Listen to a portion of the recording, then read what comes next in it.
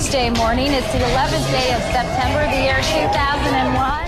It is such a pretty morning, isn't it? Perfect fall morning, although it's not fall yet. Some very, very sketchy details reaching us here at Sky Centre. Important enough to bring to you, though, at this early stage. We believe that a plane has crashed into the World Trade Center in New York. Right now we're getting information, Al, that it was a small commuter plane, and of course we'll let people know as soon as we have more information as to what actually caused this, and of course on everybody's mind who might have been hurt. 60 on page 153.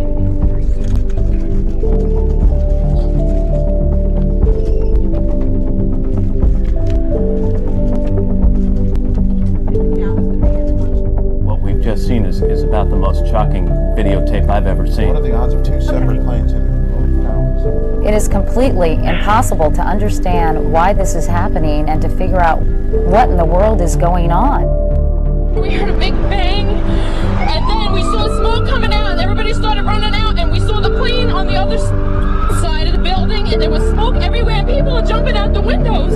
Over there, they're jumping out the windows, I guess because they're trying to save themselves. I don't know. Blew up, a big explosion, people started running, it was just chaos everywhere. People jumping out, people just kept jumping and jumping and jumping.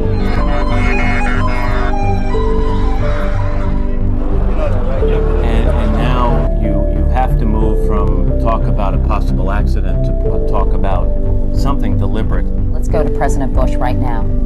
2 airplanes have crashed into the World Trade Center in an apparent terrorist attack on our country. I have spoken to the Vice President, to the Governor of New York, to the Director of the FBI, and have ordered that the full resources of the federal government go to help the victims and their families, and to conduct a full-scale investigation to hunt down and to find those folks who committed this act. Terrorism against our nation will not stand. And now, if you join me in a moment of silence.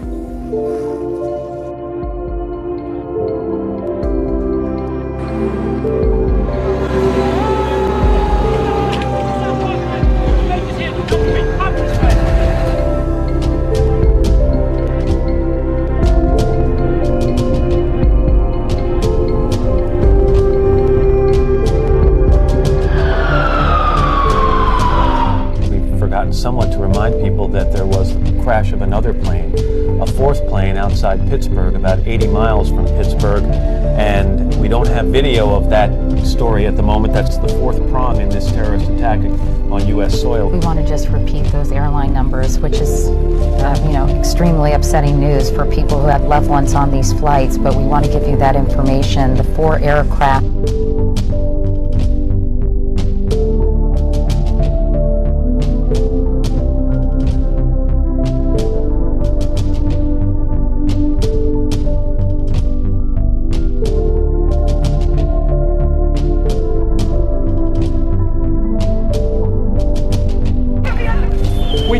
To you the possibility of that North Tower collapsing. About 5 minutes after we went off the air, it did collapse.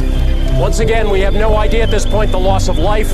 I can only tell you there were hundreds of emergency workers down there, about 5 or 6 blocks. In the first few minutes, emergency workers were trying just basically to get out of there, to survive. You could see that written in their faces. The situation was so desperate, they just wanted to get out of there.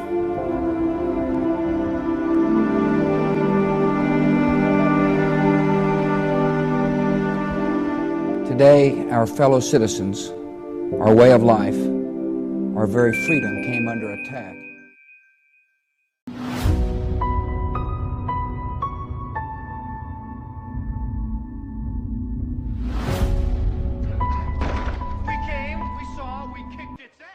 Right, guys, the time to don your tin foil hat is now, and fasten it tightly as we are going to delve into a very astonishing and maybe radical conspiracy that could connect Ghostbusters, the 1984 movie, with that September Tuesday morning in 2001. And we're going to start out with a short, sweet article from Strange Conspiracies from 2010, March 26th, that titled, "Was the Ghostbusters movie made by the Illuminati?"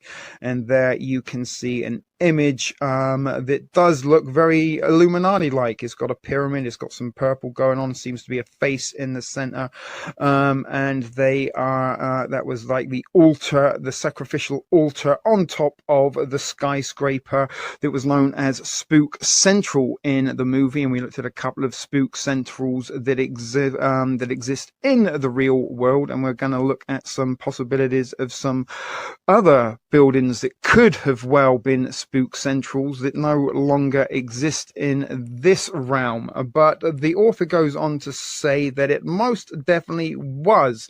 And this scene that he found in the 1985 Ghostbusters movie, that is incorrect. It was 1984, but let's forgive him that. And we can see there the scene that he was referring to. And the scene below, the bad guy in the movie is named Gozer the Gozerian, the Sumerian demigod that was ushered in after the union of the gatekeeper and the keymaster on top of that skyscraper situated in New York City that was specifically built as a conductor and transmitter to the interdimensional realms of the spiritual world. But it says she took a female form. She isn't female. Gozer doesn't have a sex. She can just take any form it chooses. But the first thing Gozer does is ask Ray if he is a god, and when he answers no, Gozer then shocks the Ghostbusters with lightning from her hands. And there is a screenshot there, I guess from the movie, where you can see the illuminated light on top of the pyramid and the beams sort of situating to realize that there is something rotten in Denmark. But notice how all four Ghostbusters stand in amazement, and the author used to watch this movie over and over as a kid, and now that he has seen this movie when he is older, it's like the conditioning for the end of days. And this is what I'm saying. Did Ghostbusters predict our end of days? And in our current reality, are we choosing our own destroyer? And in this image, you see both of the possessed people that are the bad guys in this movie and the two pillars of King Solomon's temple.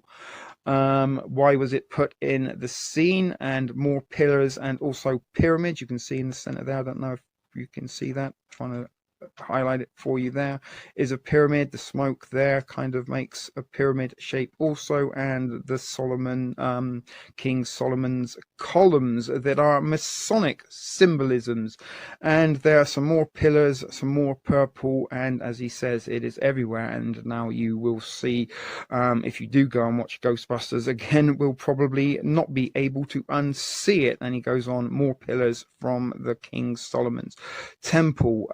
Why they even mention the Sumerians, and we are going to mention the Sumerians and look at some Sumerian demigods before we go and look at Ghostbusters' connection to the World Trade Center, and did it depict an interdimensional opening occurring on 9/11 in its 1984 premiere when it was first released. We are going to be unraveling that mystery shortly. But the last one, it says more pillars, and it makes you think what this movie Ghostbusters is really showing us. The movie industry has always been very obvious about what's going on around us, and they condition our responses so that when similar catastrophes happen in real life, predictive programming, we are all prone to make the same decision. The people who make the same decision the people in the movie make. And yes, the Ghostbusters are in New York City, and they even speak to the mayor. And again, Mayor Rudolph Giuliani was one of the heroic figures as portrayed in that particular psychological operation, and his acting in a crisis was spectacular and almost Oscar worthy. Had us believing he really did care. And also in Ghostbusters, we saw how the New York mayor took the advice of the Ghostbusters in order to gain popularity and save the lives of thousands, if not millions, of potential voters. So buckle up. As I said, guys, things are going to get a little bit rocky as we delve into some Sumerian demigods. And was that what we witnessed live on TV on that September Tuesday? Was it the opening of an interdimensional portal and the summoning of Sumerian demigods into our realities? Stay tuned, guys, as Ghostbusters Decoded continues. Alrighty. So we are, before we dive into this conspiracy theory of mine, gonna look at a couple of Sumerian demigods that we need to have a brief understanding of in order to tie in the whole conspiracy together, so to speak. And the first of which is Enlil, or in Akkadian rather, Elil, if I'm saying that correctly. Now, he has a symbol of a horned helmet, and his consort is Ninlil. Now, Enlil and Ninlil, 9/11, am I stretching it, that look? You've got 9 there, and the Lila could burn, you could almost say that the double L could represent the 2 towers. But nonetheless, am I clutching at straws? Who knows? Let me know. This is why I'm sharing this theory and information with you. But anyway, Enlil is a Sumerian demigod that at some point we see the rise of his prominence overtaking that of another Sumerian god, but again we're concentrating on Enlil here. Their roles and are, however, therefore similar, with many overlapping function. Enlil, like An, was said to decree the fates, gift kingship onto kings, and give commands that cannot be changed. In the creation of the cosmos, Enlil is the god that separated heaven and earth, and with the god An carrying away heaven, while Enlil carried away on earth. Also, this all sounds a little bit similar to annihilation maybe. He is, or rather he was, the god of air, wind, and here is where it gets interesting, height, distance, and breadth. And remember, the World Trade Centers were both high buildings, at one point the highest buildings in the world. But he was the provider and lord of abundance. And the Illuminati suddenly like an abundance of wealth and power. So you can imagine he would be sort of a demigod that they would be quite willing to line up to worship, and maybe even carry out sacrificial offerings to. But he was the provider and lord of abundance, and he was accredited with the invention of the mattock, an important Mesopotamian agricultural tool. And the Mesopotamians were also mentioned in Ghostbusters. But as he giveth, he can also taketh away. Enlil could demolish and devastate. And again, on 9/11, there was a lot of devastation and demolishment going on. And he was the one who decided to annihilate. And again, we just mentioned Enlil, annihilate sounds very similar. And he was the one who could decide to annihilate humankind. Again, the elites are out to try and depopulate the globe. You could imagine, again, there's no question. Yeah, this guy sounds like someone I could get behind in worship. But he was going to annihilate the humankind with a great flood. He had the power to create and to destroy. He could send down storms, and he could send down plagues. Did he send down a storm on 9/11? And as he sent down a plague in 2020, carrying on into 2021. But he could also help plants grow and make the land plentiful. And again, plant-based diet is something the elites are pushing, and they want to make the land plentiful through sustained development, which is pretty much a depopulation agenda. But his authority is evident in many of the myths, including in those showing other gods giving him offerings. So, you know, were the elites giving Enlil an offering on 9/11? And again, it's not, you know, an 11, Ninlil, his wife. There's certainly some similarities or closeness to the words 9/11, right? I'm not just seeing that because I want to. Agree with me, guys, if you think there is some loose connection here. But together, Enlil had a wife, Nilhil, and together they bore the gods that I'm gonna not try to read for you: Nana, Nergal, Nindanzu, Niratu, and Baba. Embedilu is a different cool one that was going to always be difficult to think, and there I did try and read them for you, even though I said I wouldn't. But different contexts show different genealogies in this case. But Enlil also had a child with the goddess Ershkigal, a minor god of disease and death, who was named Namtar. So that was Enlil, and again, was that the god of Sumerian origins that was being offered and ushered into our realms, and was he offered a huge sacrifice of 3,000 people on that day to tempt him into our realms. So that was one particular Sumerian god. And hold on a second as we go and look at some other examples. All right, so here is another Sumerian demigod with some interesting mythology behind him that could be another one of the demigods that was summoned into our dimension by the elites on the morning of Tuesday, September the 11th, 2001. Now, Utu, his symbol is the sun disk, and his cult city is Lasara Sipar, and his main temple, Ibababar, the shining house, or the illuminated house. Maybe something that was shining might be bright and illuminated, if you see what I'm saying.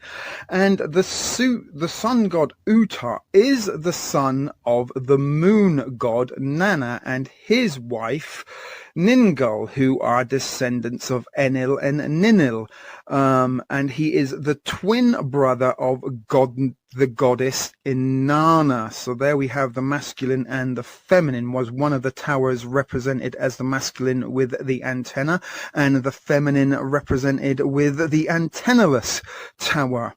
If you see what I'm trying to clutch at straws at.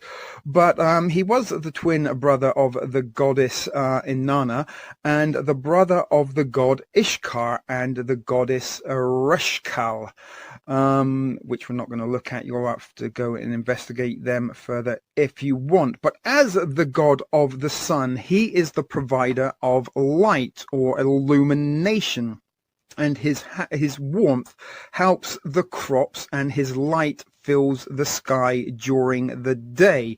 As the illuminator, he can see the truth in trials and verdicts, and he is also the bringer of justice, Lord of truth, and the God of law. And maybe he's the God and bringer of justice, truth, and law of the one world order. But in the underworld, he is the decider of fate. Maybe we are in the underworld. Who knows? We already living in our own afterlife. Who could tell us? We wouldn't really know.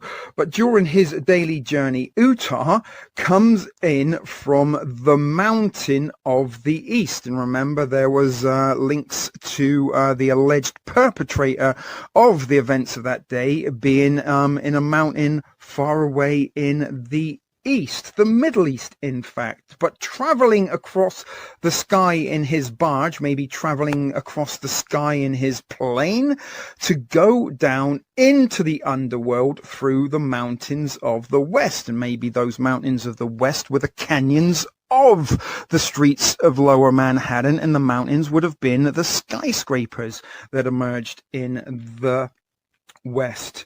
But his symbol of the solar disk was shown as a four-pointed star. Now, aircraft also happen to have four wings that you could almost argue are a little bit star-shaped when you look at them in silhouette. But when he was depicted anthropomorphologically, he was shown as a man with sun rays emitting from his shoulders, very illuminated. In the later traditions, such as during the Assyrian and Babylonian periods, Utar became Shamash. It's difficult to say.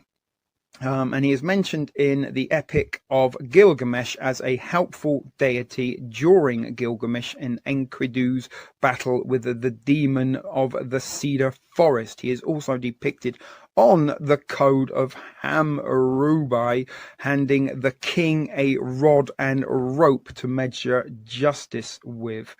Inanna, this was his wife, is symbol of the sky cloud and the eight-pointed star. Inanna means the lady of heaven, and she dwelt in the sky. She was associated with the planet Venus, the morning star, and remember the events of that day took place in the morning of September the 11th. And one of her depictions is that of an eight-pointed star. Inanna's personality is split into two, sometimes opposing characteristics. On one hand, she is the seductress and lover, and in the other hand, she is a battle-hungry warrior. What happened in the aftermath of those events of Tuesday, September the 11th, was the War of Terror, and a battle-hungry United States government steamrolled into the Middle East, Afghanistan in particular, a nation that had absolutely no ties with the events, according to the official narrative, and drove out the Taliban. But really and truly, they went there to save and rescue the opium fields that were, in fact, being burned by the Taliban. And of course, opium is priceless and a very, very important commodity to Big Pharma. But in Sumerian mythology, her descriptions are not as vividly lustful or warrior-like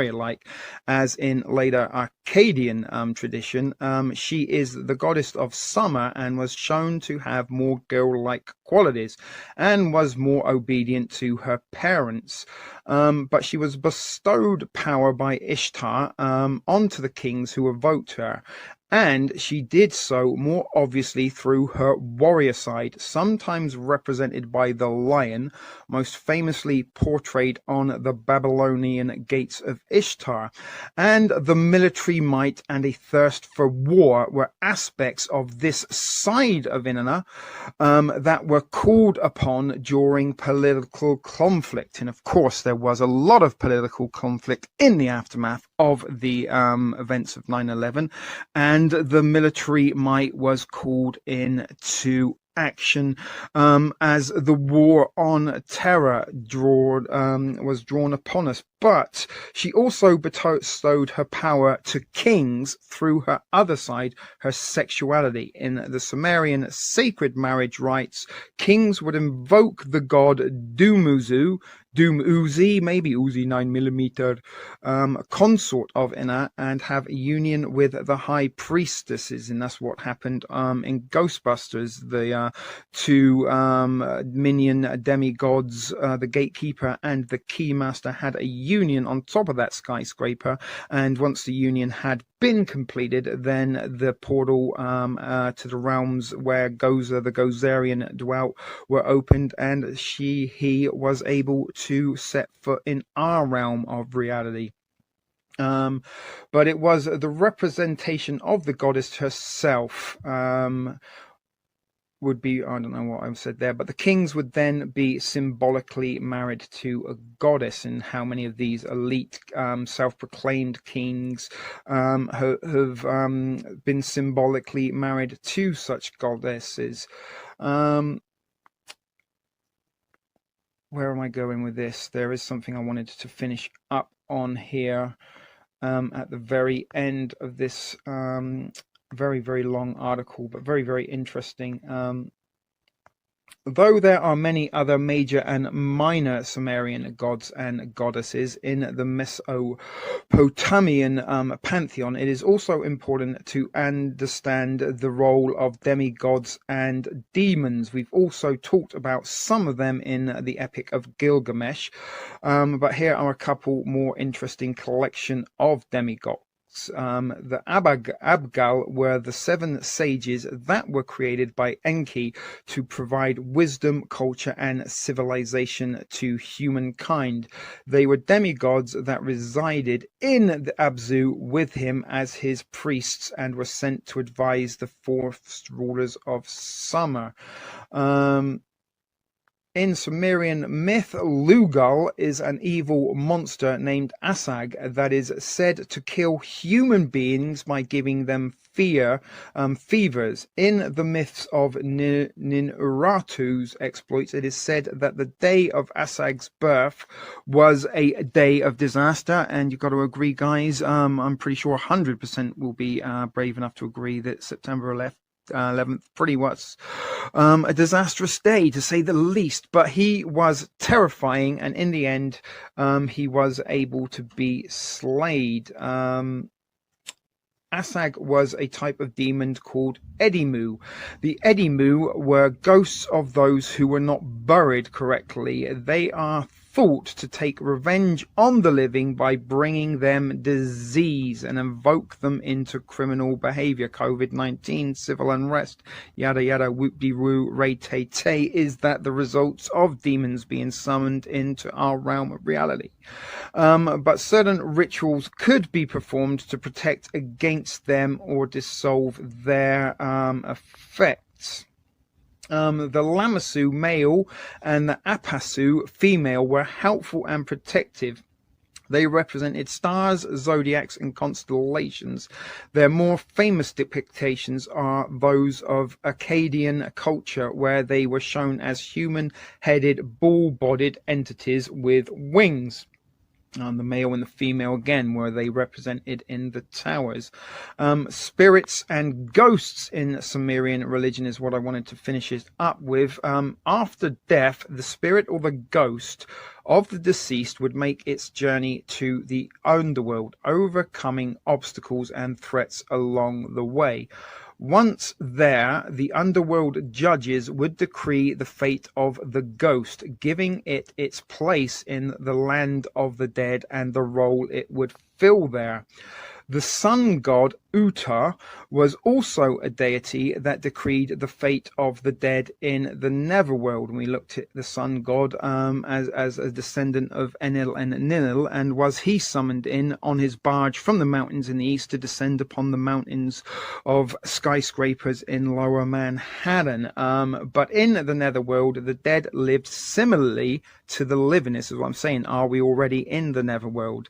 Though in much worse conditions, they still had houses and work to do, friends and family to visit, and they had to eat and drink as well. But the quality of their lives as the dead depended heavily on the actions of their living families. If they made offers to appease the chthonic deities and the monsters and the demons of the underworld, and were those deities being appeased with the sacrifice made on September the 11th. But the living families did not just out of love for the deceased, but also out of fear that the ghost of their dead family member would become angry and curse them with disease and misfortune. Many recorded illnesses were attributed to the curses of ghosts, demons, and of displeased Sumerian gods and goddesses. Thus, the importance of progeny was not just having a companionship and help with work during life, but was also a way to ensure that life after death would be tolerable. And that is a little short summary of a couple of Sumerian demigods that may or may not have been part of the ceremonial processes that took place on 9/11. If that helps you understand where we are going to this, and was the events of that day not radicalized terrorists hell-bent on jihad, but the indivine actions of a few bunch of elites dabbling within mythology from ancient times, and summoning in gods of destruction who would enlighten and illuminate them and give them powers beyond their beliefs. But anyway, guys, hopefully that did explain a little bit. You have a little bit more understanding, but it is a very deep theology to dive into. But with that being said, guys, let's move on and look at the connection of Ghostbusters to the World Trade Center, and also to the events of that September Tuesday morning, almost 20 years ago.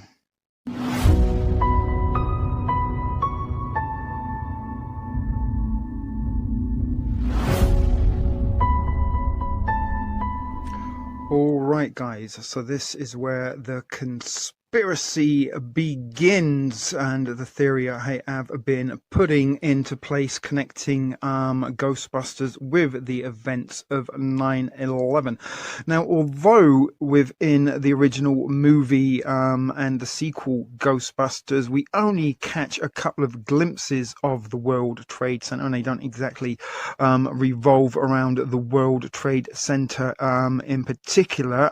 However, in the original Ghostbusters 1984 movie, there is one scene we are going to look at very, very closely and decode shortly that is of utmost importance with regards to fathoming and piecing together this entire theory. However, Ghostbusters not only was a popular movie, it also had a two spin-off cartoon series that continued the antics and exploits and adventures of the Ghostbusters, as well as a video game. And it was in these realms that we get some very, very interesting references to the World Trade Center, which you can see before you on your screen there, as depicted in the animated series, The Real Ghostbusters. Now, these are some references from Ghostbusters Wiki that show the appearances of the World Trade Center that appeared within those animated series, and it also shows what ghosts they encountered. One is the one-eyed blue terror, interesting enough, and the second one is Sydney. We will come back to both of these because both of those are pretty relevant to the events of that day in one way or another. But the World Trade Center was a complex of 7 buildings that featured 2 110-story twin towers and was located in Lower Manhattan. But the history within the fiction of the Ghostbusters franchise, and in particular the Real Ghostbusters cartoon, there was an incident known as the Protus incident, when there was a class 4 disturbance at the World Trade Center. The Ghostbusters and Slimer battled the one-eyed blue terror ghost on the Twin Towers. However, during the bust, Egon Spengler was knocked over the edge of the World Trade Center by an energy blast, fired at him by the one-eyed blue monster, and he eventually lost his grip and fell to his doom. However, he was saved by fellow Ghostbuster Winston Zeddemore, who was piloting the Ecto-2 Ghostbuster-mobile, and he then went on to blast the ghost, and it was weakened enough to be trapped. Winston dropped Egon off on the roof, and the Ghostbusters departed for their headquarters and left the World Trade Center behind. Another incidents were a pair of imps lured the Ghostbusters to the Twin Towers project, which was downtown. And on later revelation, it is discovered that the Twin Towers project, as depicted in the Ghostbusters animated series, was in fact Building 7. But after consulting with a construction worker who informed them that nobody had actually called the Ghostbusters, they were nearly crushed by a girder thrown down by the imps off the top of the World Trade Center, and they ran into a service elevator to save themselves, but the imps sabotaged it, and the Ghostbusters eventually melted the motor and saved themselves from certain death. Now, again, on the events of 9/11, we're led to believe that a group of firefighters ran to an elevator or stairwell and managed to save the collapse of those towers. But in the Extreme Ghostbusters animated series, which was a second follow-up to it, which introduced us to some new characters, in November of 1997, Sydney absorbed the Twin Towers as the Ghostbusters completed their two newest vehicles stroke weapons. The buildings were restored once Sydney was trapped. We're going to look at who Sydney and the Blue-Eyed Monster is in a second, although it doesn't give us any information as what Sydney is an acronym of. But very interesting to know what sort of ghost Sydney was. Based on the production schedule and 1988 air date of The Joke Is on Ray, it appears that the Twin Towers project that was visited in this episode was in fact 7 World Trade Center, which I just mentioned then above a second ago, which happened to have been completed in 1987. And these are some other experiences of the World Trade Center appearances in the animated Ghostbusters series, and here are some pictures of the two towers as they were seen. And that was the one where the girder fell off on top of them. They don't look as exactly the same as they do in real life, but nonetheless, that was the Twin Towers as they appeared in the animated real Ghostbusters and Extreme Ghostbusters cartoon series. So let's go back up to the top quickly. First of all, let's look at the One-Eyed Blue Terror, because that is the shortest of the two. And what you can see there is he is a one-eyed sort of floating squid looking thing with 6 arms, and you also look at his mouth and his singular eye will form the pyramid and the all-seeing eye. And is this what the One-Eyed Blue Monster represents? And it says here the One-Eyed Blue Terror is a large flying blue ghost that was in the battle with the Ghostbusters on the Twin Towers. And during that bust atop of the World Trade Center, the One-Eyed Blue Terror nearly knocked Egon Spengler off the roof. Egon was about to fall to his death, but it was Winston Zedmore that came piloting Ecto-2 to save the day. And Winston used Ecto-2's cannon to shoot the ghost down, making it possible for the Ghostbusters to trap him. Aside from flight, the One-Eyed Blue Terror can emit a laser beam from its eye, and is again the One-Eyed Blue Terror reference to Project Bluebeam and the technology that will be used as part of that. And there are the appearances of the One-Eyed Bogeyman, One-Eyed Blue Monster. And you can see he is emitting some purple laser beams from his eyes, in some very blue beams coming out of those pictures there. But unfortunately, it doesn't show us him on top of the Trade Center. But lucky for you guys, I did find a little bit of footage for you to point out the reference of the battle on top of the World Trade Center. And Sydney, now here is where it gets interesting, because Sydney is a large fog bank with attitude, and that is Sydney there, that big cloud of dust. And if you can remember, of course you can, on 9/11, after the towers were disintegrated, a huge form of cloud and dust descended upon lower Manhattan, and he appeared in Extreme Ghostbusters Back in the Saddles Part 1 and 2. And it goes on to tell us that Sydney was a large, huge, fog-like amorphous mass of electroplasm containing the ectocenter of the Bermuda Triangle. Remember, the Bermuda Triangle used to make things disappear, and they made the towers disappear on 9/11, just as Sydney did in an episode of Extreme Ghostbusters back in 1987. And back in 1988, there was an episode, actually 1986, my apologies, there was an episode of Real Ghostbusters that took them to the top of the World Trade Center, the North Tower in particular, that saw them battling a one-eyed blue beast.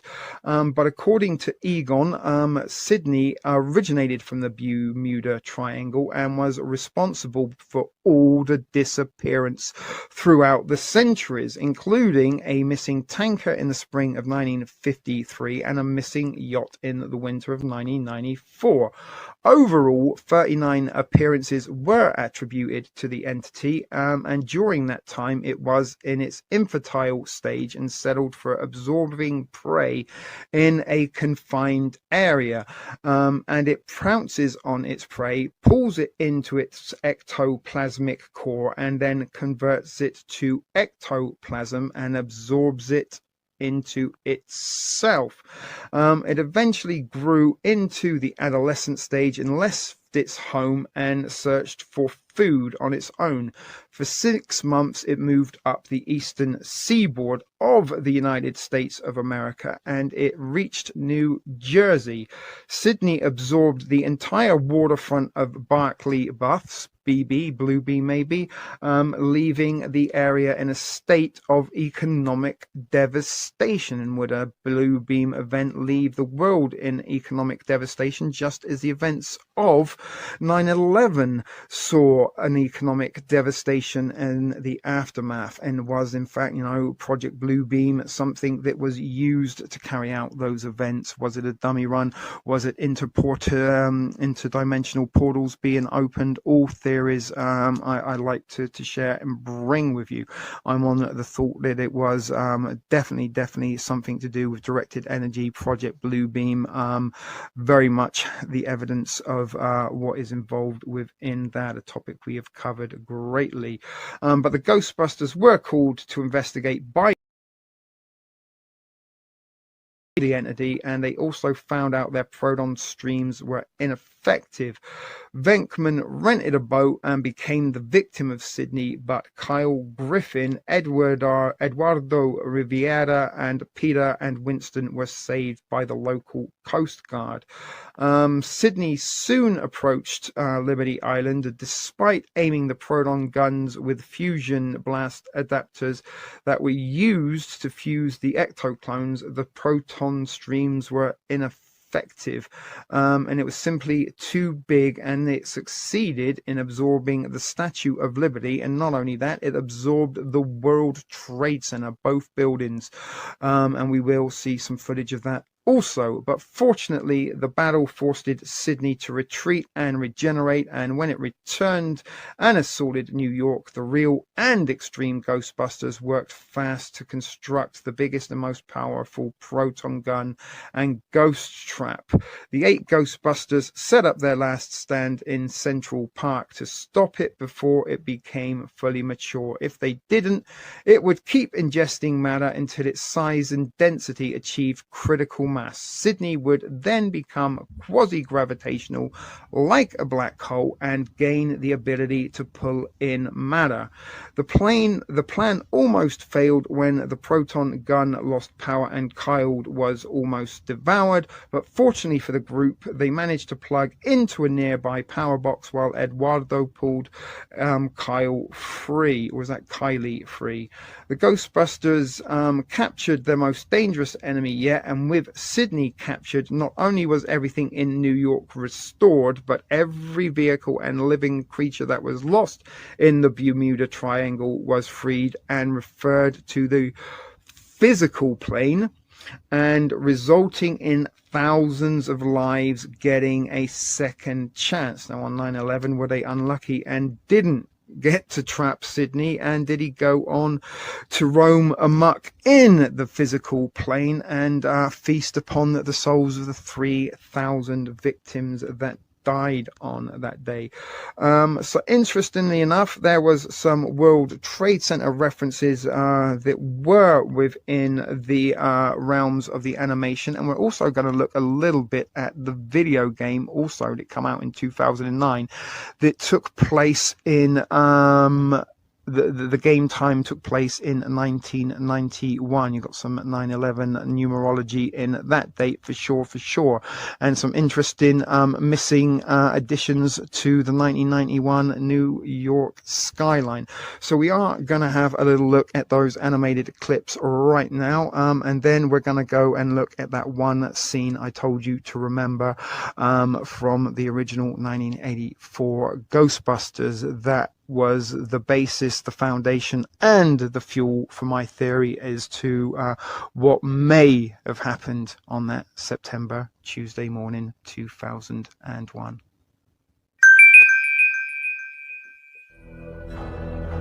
So this is the scene from the real Ghostbusters, in which the Ghostbusters battle the one-eyed blue demon on top of the World Trade Center. Now, unfortunately, I couldn't actually find a version with audio, which is why I am speaking over it, and maybe also might save us getting a copyright strike. But there you can see the Ghostbusters battling away on top of the North Tower. There's Slimer. There's the trap, but the blue-eye demon avoids the trap, and there is the blast that knocks Egon over the side of the World Trade Center. There's Slimer dismayed. Oh my god, what's going to happen? And there is Egon hanging on for dear life. And there he is looking down to his eventual doom from the top of the World Trade Center. Now, it goes without saying, is this some predictive programming that got us prepared, or anyone who watched this particular episode of the real Ghostbusters? Did it get people used to the idea of people falling or jumping from the World Trade Center as they did on that September Tuesday morning of 2001. There you can see the blue-eyed demon being defeated eventually, and the Ghostbusters save the day. But unlike Egon, there was no one to save the jumpers on 9/11 with the Ecto-2 Ghost Copter Ghostbuster Mobile. But that was, as I said, a little bit of the images of the real Ghostbusters fighting on top of the World Trade Center, and now here's the extreme Ghostbusters. We gotta regain control from those ghosts in the cockpit. Wow! I didn't know you could fly, Jimmy. I can!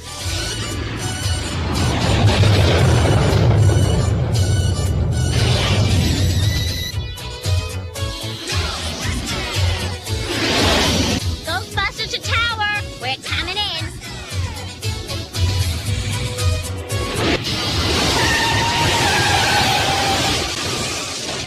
Ready for another attack. Manhattan.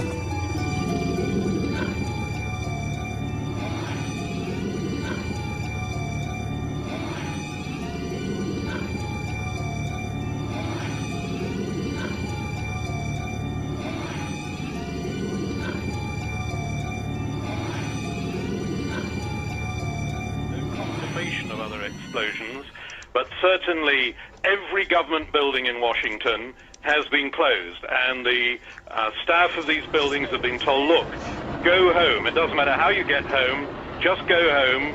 Try not to use cars because the roads are totally blocked, but go home, get away. And of course that's causing a considerable amount of confusion, not to say panic here. Bear with us one second, Keith Graves. We're taking live pictures from our colleagues at Fox News in New York. We know that one of the twin towers at the World Trade Center in New York collapsed a short time ago. Some 25,000 people work inside that building. You just saw live here on Sky News.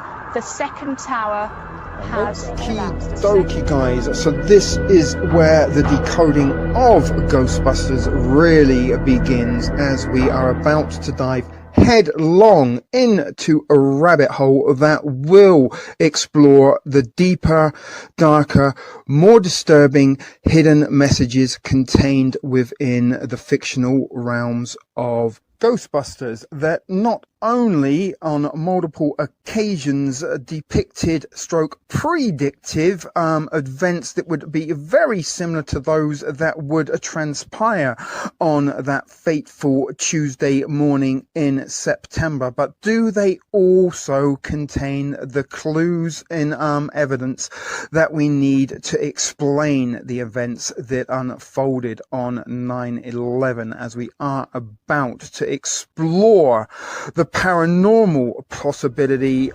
stroke plausibility that could be the true explanation of what happened on 9/11. But before we do investigate the paranormal possibility stroke plausibility of events on that day, let's have a little look more at the holographic possibility and plausibility that could provide us with a future deep state false flag psychological paranormal operation in the shape and form of a familiar topic here at Ship Video Productions, Project Bluebeam.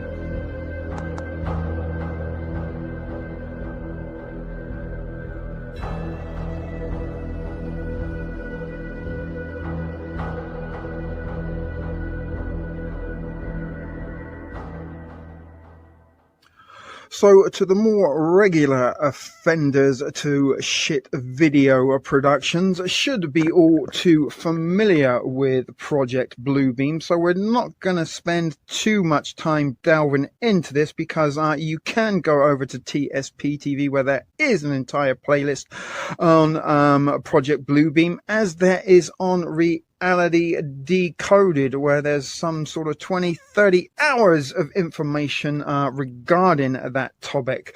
But a little refresher for those of you who may not pay attention or watch those videos in their entirety, or those of you who may be a little bit unfamiliar as to what Project Blue Beam is, we will look a little bit and briefly at it here, and these are the 4 stages and steps to Project Bluebeam, and they are as followed. Firstly, engineered earthquakes to produce archaeological findings, holographic images in the clouds, telepathic communication, and electronic provision of supernatural manifestations. And it is the 4th phase of Project Bluebeam in particular we are also gonna be looking at in the realms of decoding Ghostbusters, as is the possibility of holographic images in the clouds, which are also familiar to a scene we are going to be looking at again from the 1984 Ghostbusters. And could this be, as I said, a possible deep state psychological false flag operation for the future to spread fear and gain further control by providing us with a Ghostbusters type event that we will look at a little bit more, but very similar to what we saw in the realms of Ghostbusters, end of day, Armageddon, apocalyptic, doomsday, biblical proportion type event, cataclysmically event unfolding in New York City. Could that be the fuel and material and script for Project Bluebeam, or one of Project Bluebeam's many operational functions. But the earthquakes again and sort of natural disasters again are things that are prophesied in biblical end of days prophecies, that the seas would rise and the lands would open, the sinners would fall inside. So we're going to kind of skip down very, very, very quickly through this Project Blue Beam article and start on the holographic images in the crowds. Now, again, something we have covered greatly at TSP TV, so you should be all too familiar with the functionality and the purpose of the holographic deception behind Project Bluebeam in regards to aliens, UFOs, yada yada, whoop-de-woo, ray-tay-tay. But something that was highlighted by one of the newer arrivals to the thrift store studio and Reality Decoded, Mobley. Again, sorry if I'm saying that incorrectly, but you made a point that maybe UFOs are not of an extraterrestrial nature or origin, and perhaps these aliens may in fact be from interdimensional realms. But currently, with the regards to holographic augmented reality providing us with spooks, schools, inspectors floating around in the city, there is technology that exists that would be able to deliver such an event, and currently companies are pushing three-dimensional holographic technology. This coupled with augmented reality, similar to Pokemon Go. Remember that augmented reality craze that everybody was turned into digital zombies whilst playing such a game. You could also very easily augment our reality to have it contain demons, spooks, specters, ghosts, Stay Puft Marshmallow Men, and Slimers. And believe it or believe it not, there is actually a Ghostbusters augmented reality game you can download from the App Store, where you can chase around the ghouls and ghosts from the Ghostbusters fiction in your real life neighborhood. No need to call the Ghostbusters if there's an augmented spook in your neighborhood. You can just jump around and chase it with your phone.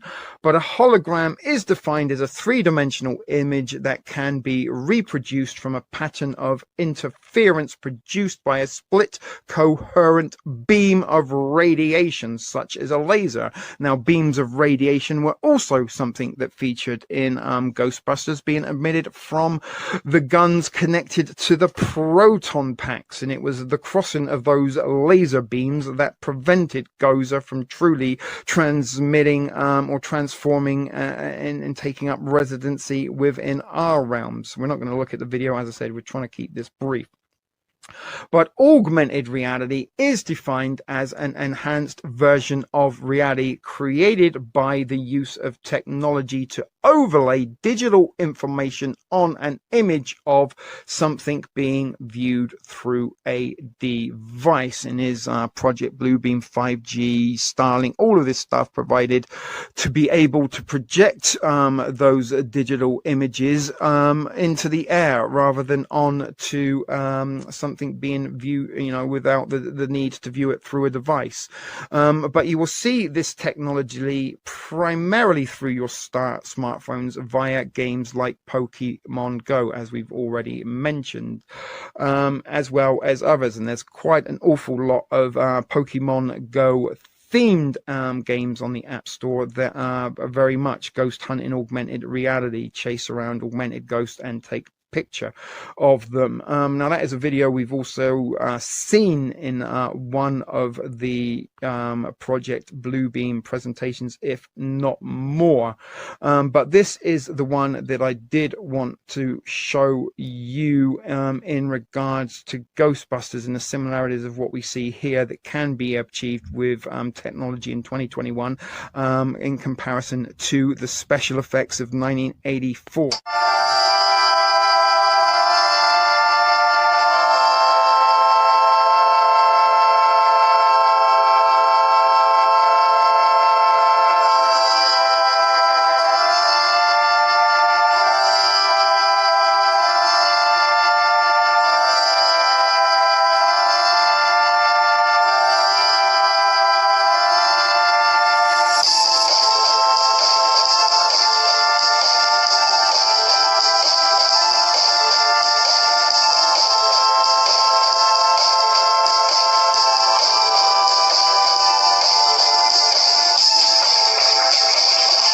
So there we just saw a little bit of SpaceX technology providing what could quite easily be used for nefarious purposes and possibly present to us a paranormal false flag psychological operation.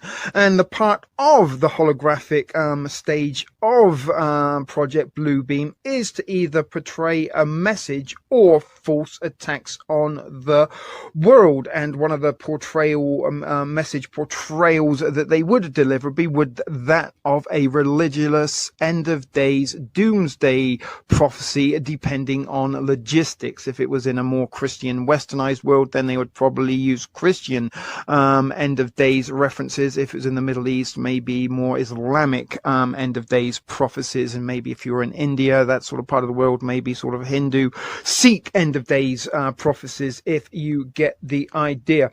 But moving along, the author, like myself, on a personal level, believes that it will be in conjunction with a so-called alien visitation, be those aliens extraterrestrial or interdimensional, remains to be seen. And my personal belief is that the events of 9/11 can be attributed to that of a Project Bluebeam nature, using directed energy weaponry, CGI and holographic imagery. But telepathic communication is also part of Project Bluebeam. This artificial method is done through advanced technology. The idea is to push communication into the individual only without external sound waves. I'm not going to look into that video again. Check out the Project Bluebeam playlist. Lots of information with this. This really is just a quick refresher.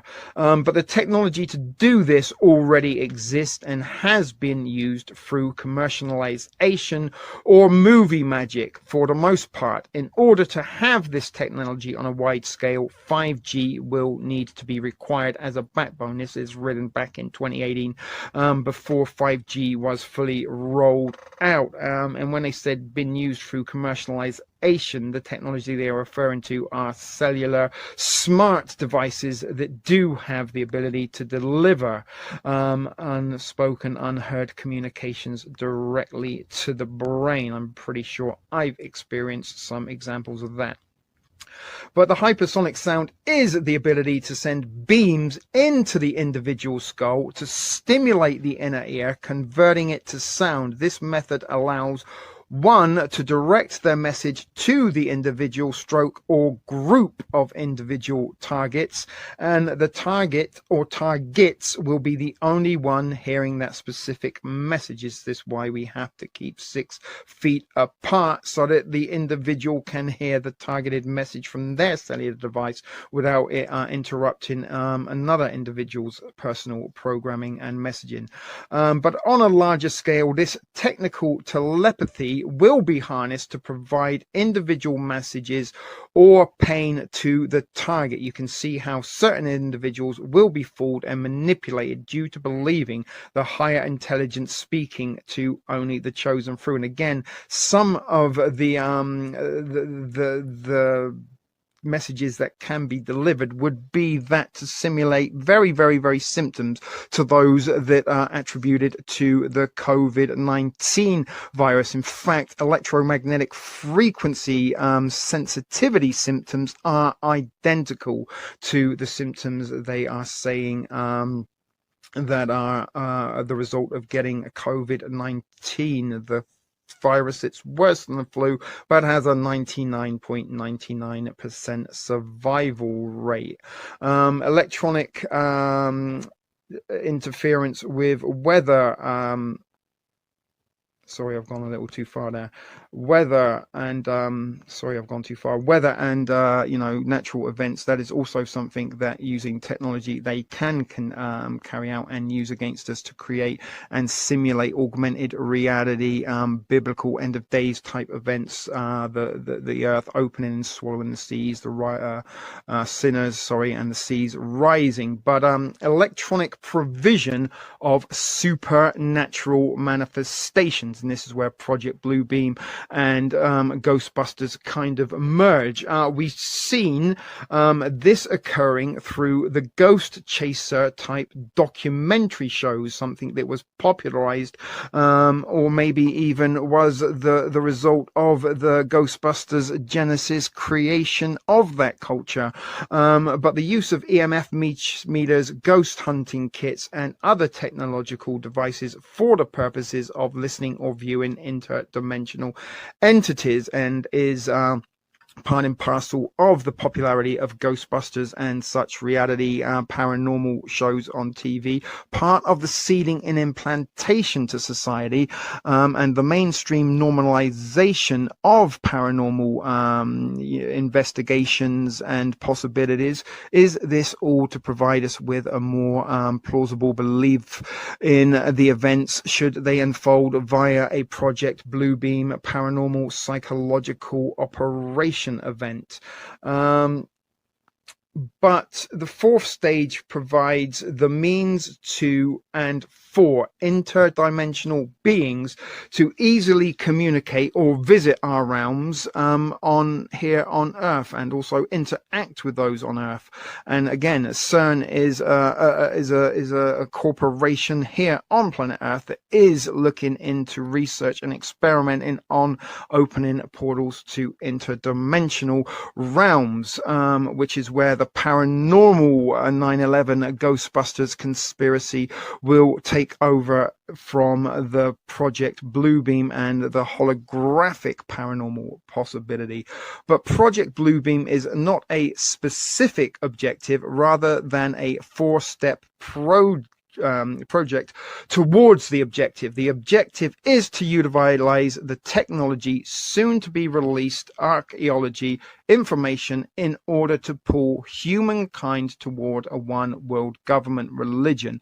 Those not desiring to be part of it will be ultimately removed. The Bible refers to a strong delusion coming.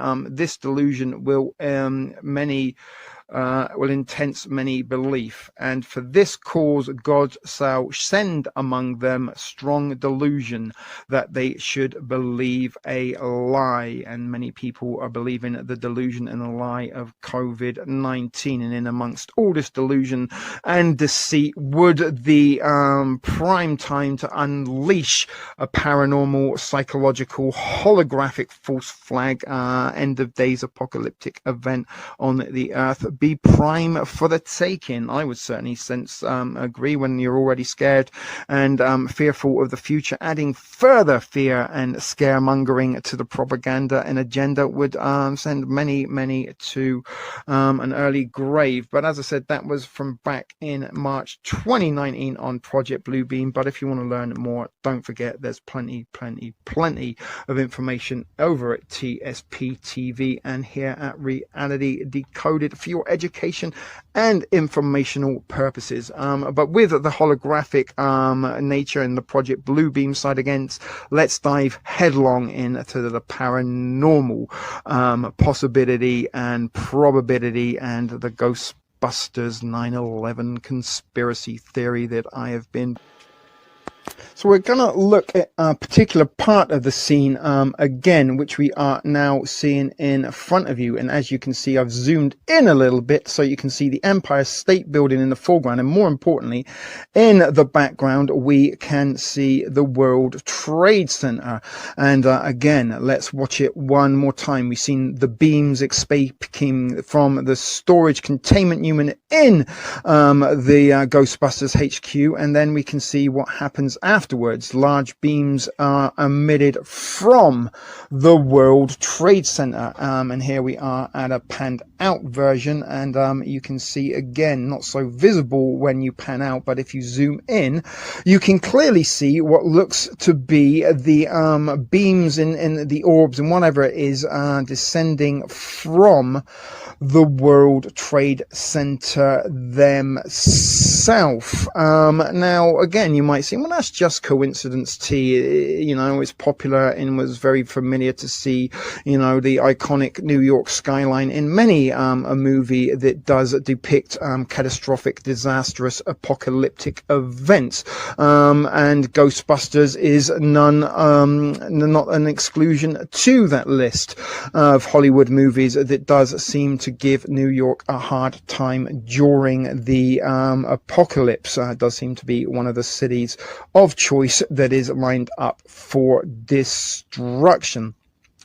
However, it is not just the fact that you see what looks to be fire and flames emitting from the World Trade Center. It is not so much the visuals, but it is in fact the time stamp of when that takes place within the movie. Now you can see in front of you a screenshot of the scene that we just witnessed that I paused for you, and you can see that in the bottom left corner there that the time stamp is 1 hour 9 minutes and 11 seconds. So let's just zoom in a little bit closer for you so you can see for yourself. There you go, 1 hour 9 minutes and 11 seconds. We can see in the background there the World Trade Center, what is looking like it is exploding, just as it did on the day of Tuesday morning, September the 11th, 2001. If that isn't eerie enough, then I don't know what is. But anyway, if we look once again, we can indeed probably look at the scenes again and line them up with some images of the day in question and maybe slow it down a little bit for you for closer reference.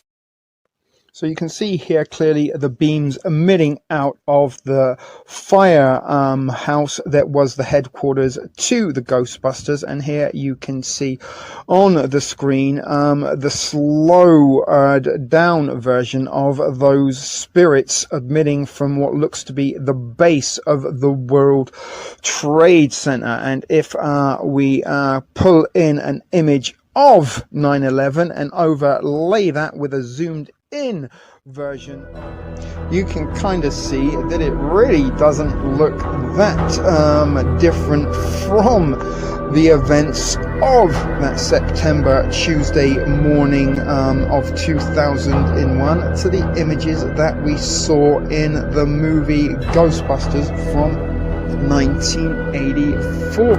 We're at the 1 hour 9 minute 11 seconds mark. We see, just as we did in our reality, that all hell on earth broke out in lower Manhattan.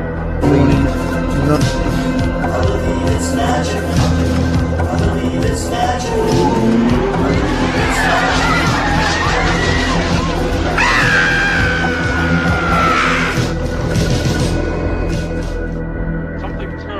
Looks like it may actually happen. Hey, wait a minute. Hey.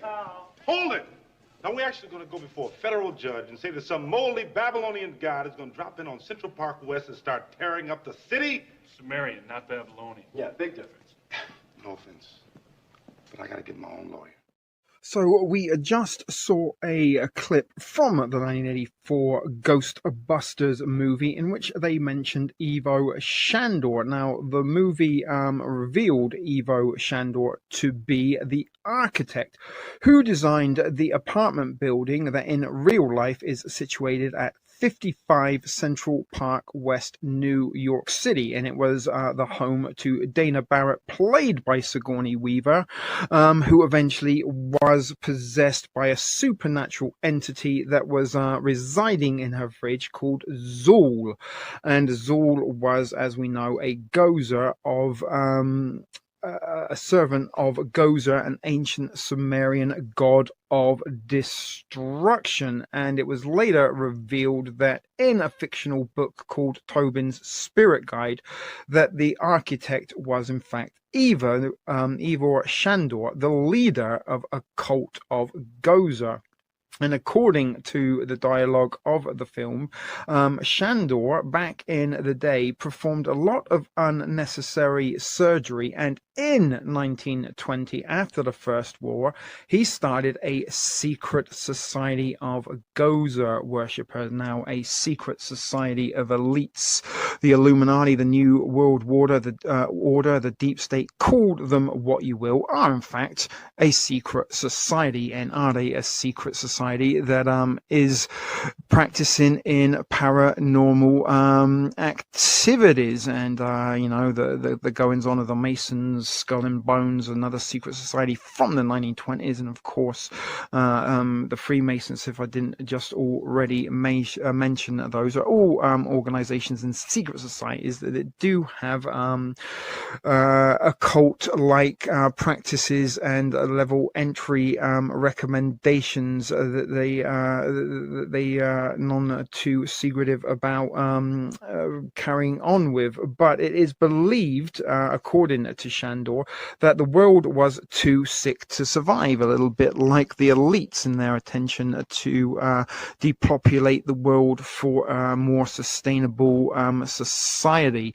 And they think the world is too sick to survive, and we need to depopulate it quite considerably in order for the elites to enjoy their summer. And just like Shandor from the movie Ghostbusters, do they want to summon in some Sumerian demigods of their own to destroy the world? And did they, in fact, on the morning of Tuesday, September the 11th, 2001, do just that?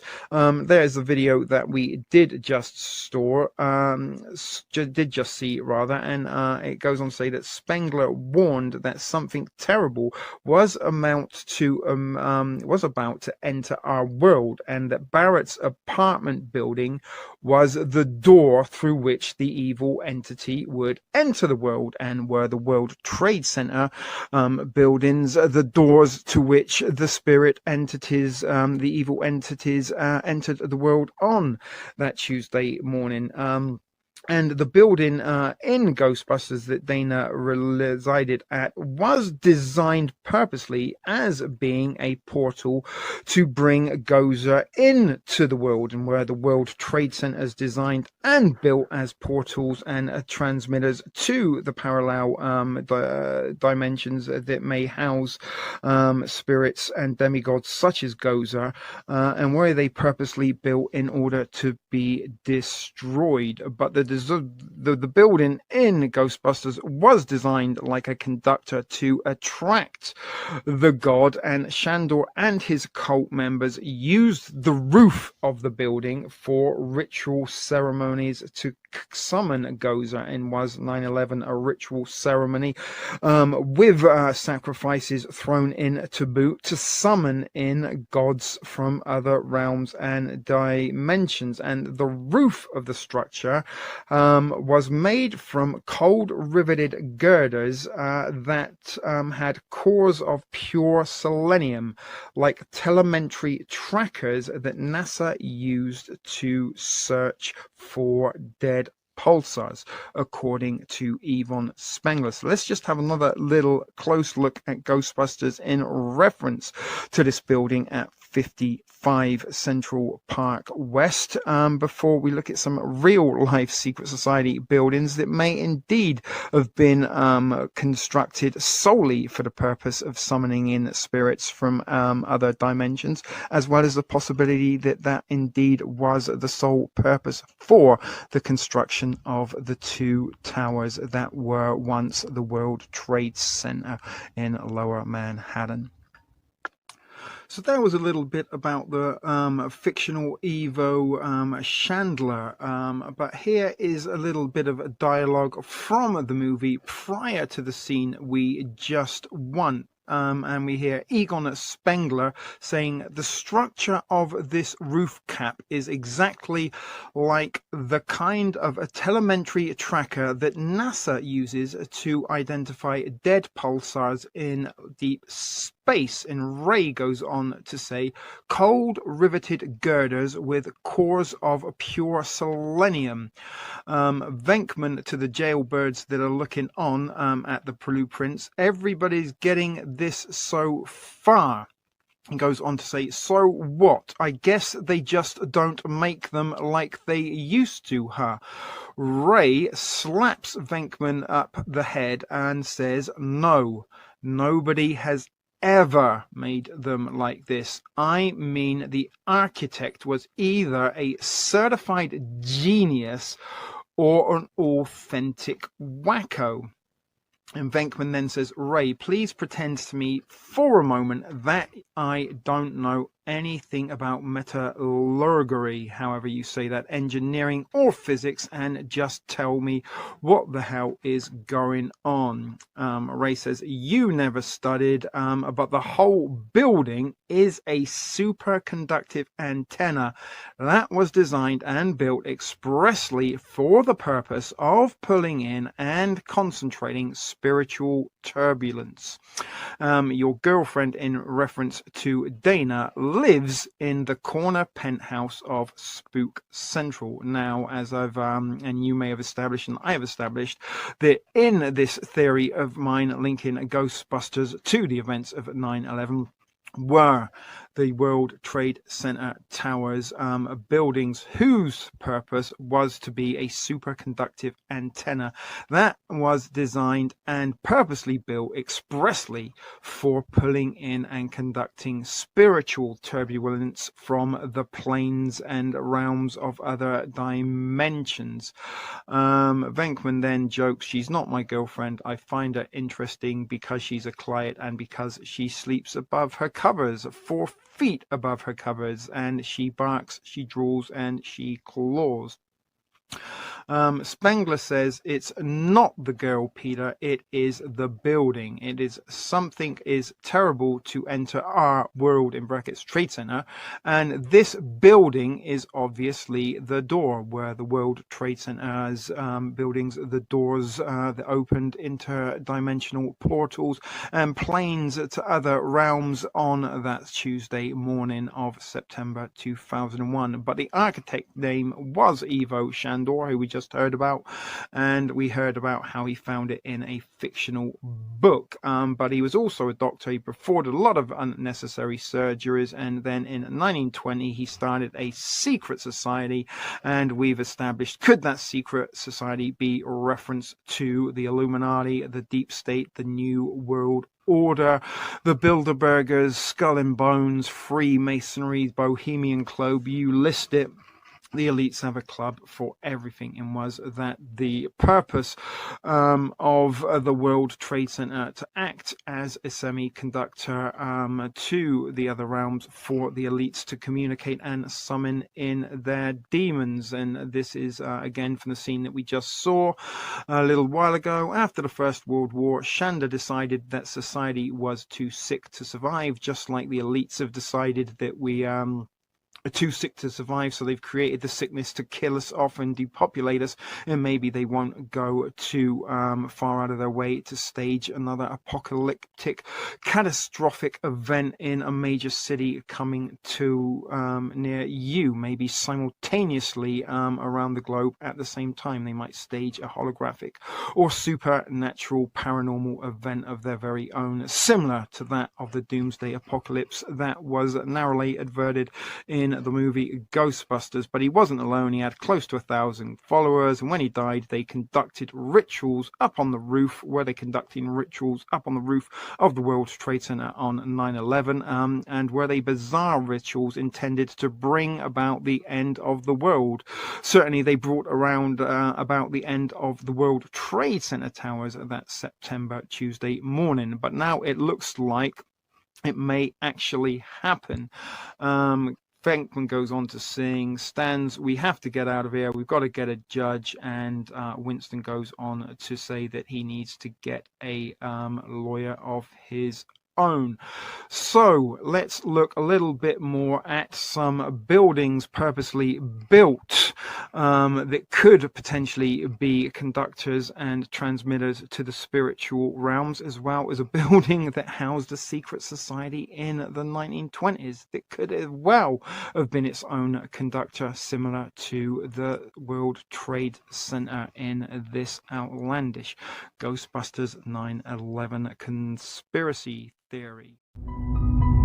All Right, this article entitled Living in a 1920s Secret Society Clubhouse could well be the house of reference from in Ghostbusters. Now, it starts off by saying, who hasn't fantasized about living in a hotel? A hotel with a secret Masonic club history seems just to be the cherry on top, and the Level Club condominium is the closest one could get to that daydream.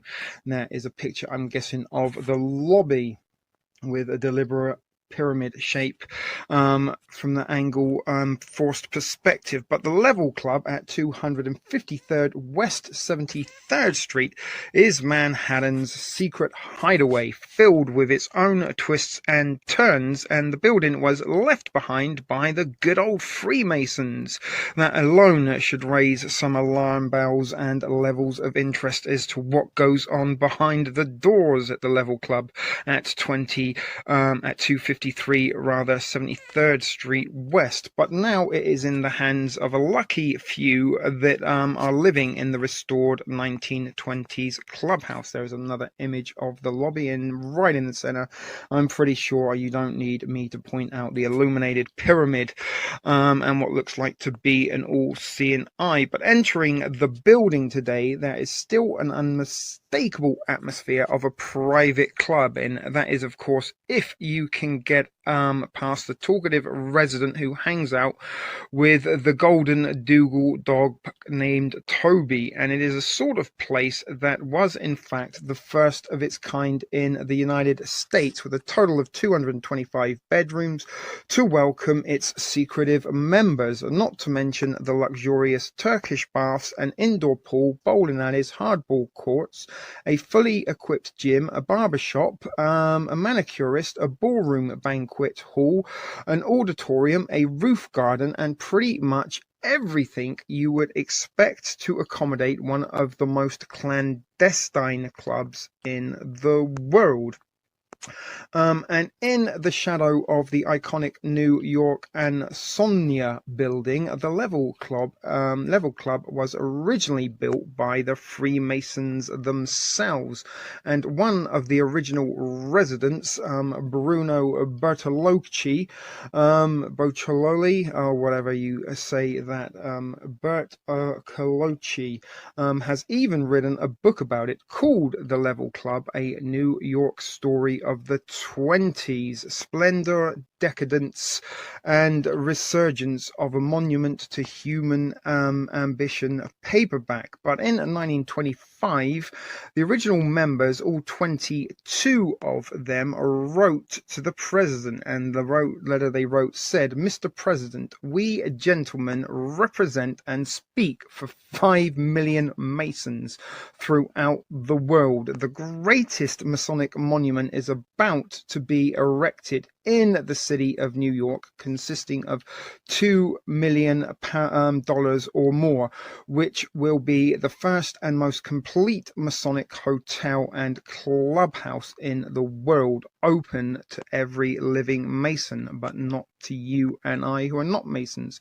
2 years later, the private hotel with a particular fraternity would open, with support of many government officials, including Ted Roosevelt.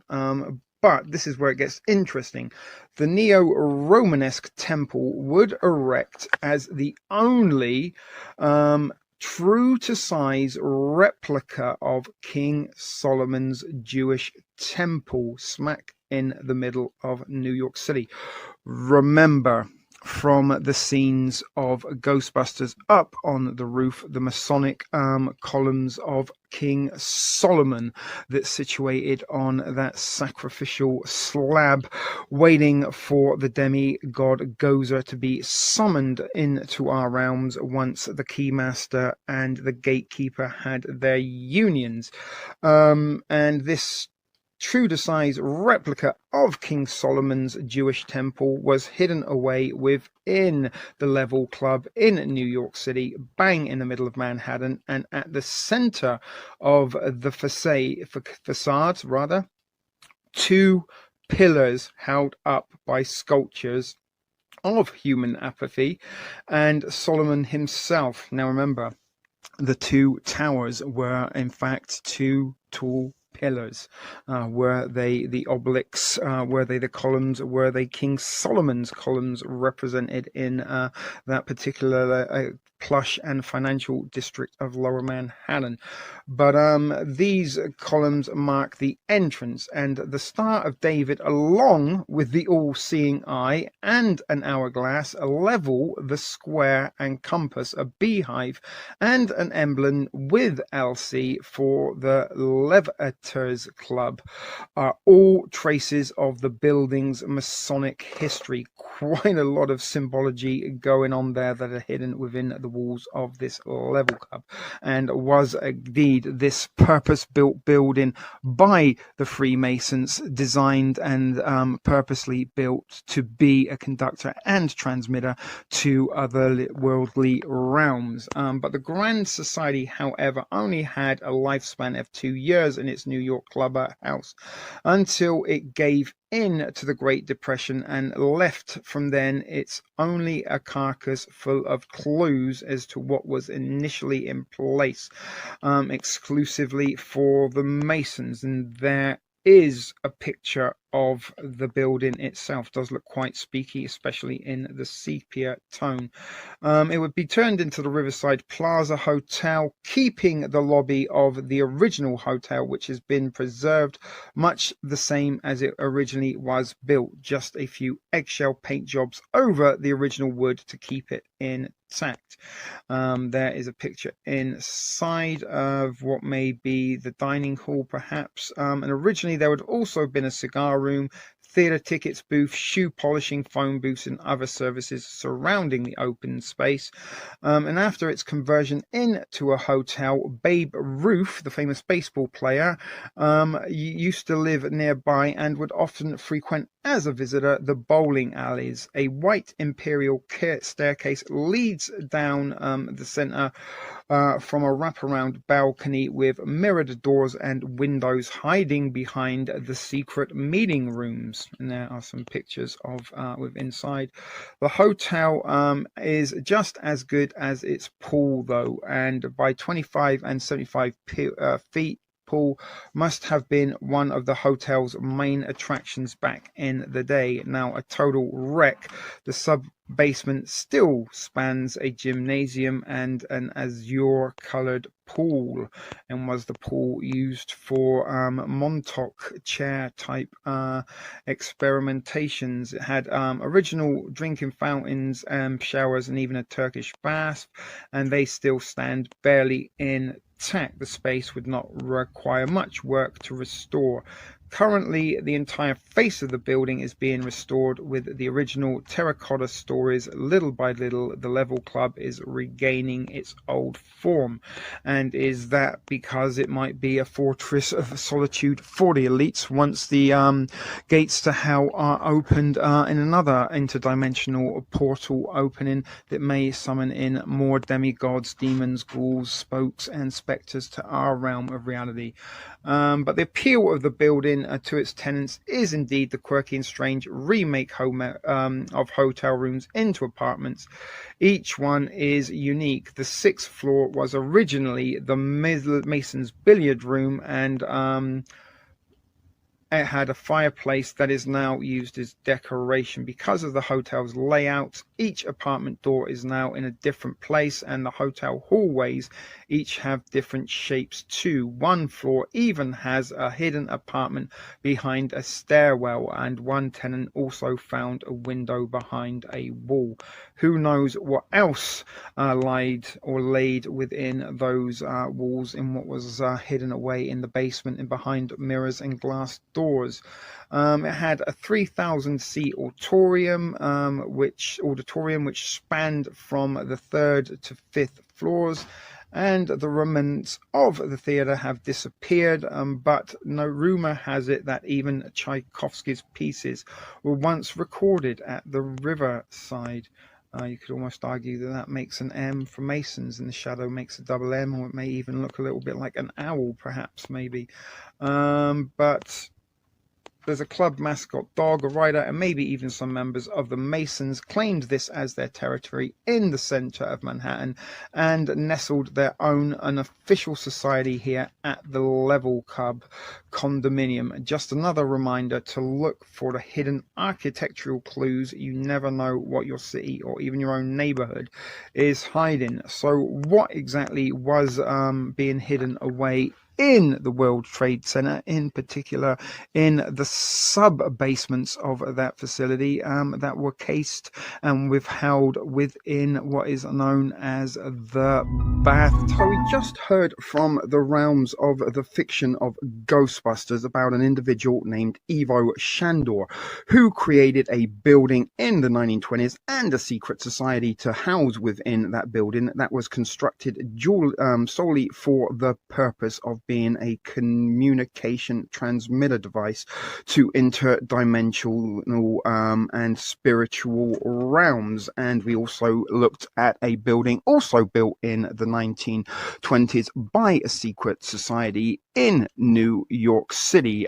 Is that a one-off unique building, or is it just one of many specially constructed buildings within New York City that was designed to communicate with interdimensional demigods, demons, spooks, specters, ghouls, and ghosts? But here we're going to look at what could well be the real life Ivo Chandler, an individual by the name of Emery Roth. Now, he may or may not have dropped the child part from his surname, and he may have been Emery Rothschild, but he was a Hungarian-born architect who come to the United States as a teenager, and he was an American architect who designed many of the definitive New York City's hotels and apartment buildings of the 1920s and the 1930s, at the time around which, in the fictional realms of Ghostbusters, Ivo Chandler would have been purposely building his building in New York City as the sole purpose of being a conductor to other realms. But he incorporated Beaux Arts and Art Deco in his buildings, and his sons, once he had passed away, had continued in the family enterprise, largely expanding the firm under the name Emery Roth and Sons. And there is a picture of Emery Roth. Now, it is about to get very, very interesting, guys. We're not going to spend too much attention looking at him, but there he was, born in 1871, died in 1948, Austro-Hungary, Hungarian citizen, as well as a United States dual citizen. Some of his notable work include the Hotel Belclair, which I believe was the movie from used in the movie Rosemary's Baby. He also designed the Ritz Tower, the Eldorado, the San Remo, the Ardsley, the 2 Sutton Place South, and 300 East 57th Street, just before he died. Now, as I said, we're not going to look too much at his life and career, but we are going to look at some of the buildings he designed, and there is the first one, the Beresford, and as we've already saw, is a very spooky looking building, and I believe it was also used as the building in Ghostbusters, is Dana's apartment complex, unless I'm mistaken and forgotten, throughout the duration of this presentation. A lot of information making its way to the screen. You don't know how much information I've looked at that didn't make it into this presentation. It's becoming very long. But there is another building, the Eldorado, that he created overlooking Central Park again, and what you will notice is how many buildings this individual Emery Roth built and constructed around Central Park, and we will notice some of the interesting addresses some of these buildings that Emery Roth designed. And also, once he had passed away, his sons, who carried on the name and the legacy of his architectural skills, went on to build more buildings, and 2 of which were extremely notable. But you can see here there are two towers situated, and on the top they have what kind of look like temple or even castle type battlements. And are these pillars or these two columns in these rooftop temples, are they shrines and sacrificial altars to demigods and spirits from other realms? And are those buildings designed as conductors and transmitters to those realms? And you can see they also have on the very top what looks like 2 points or antenna that could connect, and were these two buildings precursors for a much larger scale communicator and a transmitter to those outer realms, the Twin Towers. But here are a list of some of the buildings, and we'll try and get through these as quickly as we can. It started off with the Saxony in 1899-1900 at 200 and West 82nd Street. You will notice a lot of 8s in his addresses in some of the buildings he constructed, as well as some locations. Also, the second building, the Hotel Belcar, was also built on 250 West 77th Street. Now, there might be something to do with ley lines as to the location of some of these buildings, and ley lines is something that I know our dear and faithful viewer Devil Speak has mentioned before, and also mentioned in regard to the World Trade Center. So 2 of his first projects are on the same street, pretty much, and it goes on. He built the Adith Jerusalem Jeharus, however you say that, Jezreel of JC Synagogue on 58 Rivington Street, the Whitestone, 601 West End Avenue. There's also a lot of 6s that feature in his addresses. And there's another one, 346 69th Street, Hungarian Reformed Church, 1000 Park Avenue, 570 Park Avenue, East 80th Street, another 8 for you. The Whitby, the Gifford, 110 West 86th Street. That's interesting, 110-story buildings, and the North Tower was hit on the 86th floor, I believe, on that day, or in and around the 86th floor. Chester Court, 201 West 89th Street, another 8 and a 9. 9 could be a 6 upside down. The West End, the Mayflower, the West End, and if you'll notice in quite a lot of these places do seem to be in close proximity. Built the Ritz Tower in 1925, 65 Central Park West, the Alden, 225 Central Park West, the Oliver Cromwell, 72nd Street, Warwick Hotel, and as we keep going down and down and down, we see an awful lot more. 995 Fifth Avenue, or 993 rather, Fifth Avenue in 1930. Park Avenue again, Central Park West, West Street, West Street, West Street. But as we come down and come down, there's some of those buildings. I'm not going to read all of them. You can sort of see for yourself as quite a spectacular list of architectural achievements. Certainly in here are some more. The Look building that he created in 1949, Bronx High School. He also the Emery Roth company, once he had passed on, also built the MetLife building in 1963. They also built the General Motors building, and another sort of miniaturized looking World Trade Center type building, the Urus building, who I believe Urus is also a Sumerian demigod, or certainly is one of those ancient religions, god or goddesses. Also built the City Group, also interesting, looks like a half triangle or a pyramid on its side or whatever. And here is one of the more interesting buildings that the Emery Roth Corporation or company built. 7 World Trade Center. If your jaws didn't just drop a little bit and your eyes open, where the conspiracy is leading us, guys, were the World Trade Center buildings designed as conductors for communication to outer realms, and were their purpose in the design to be eventually destroyed? World Trade Center 7 was built them, and not only that, they helped construct the towers themselves. Here's another building they built. Look, 555 Fifth Avenue, which was used in the Ghostbusters movie. 430 Park Avenue. All Park Avenue addresses, guys. All Park Avenue. And as I said, in the Ghostbusters movie, it was a Park Avenue residence that was used as the building of choice to summon in the demigod Gozer. The Mutual Building.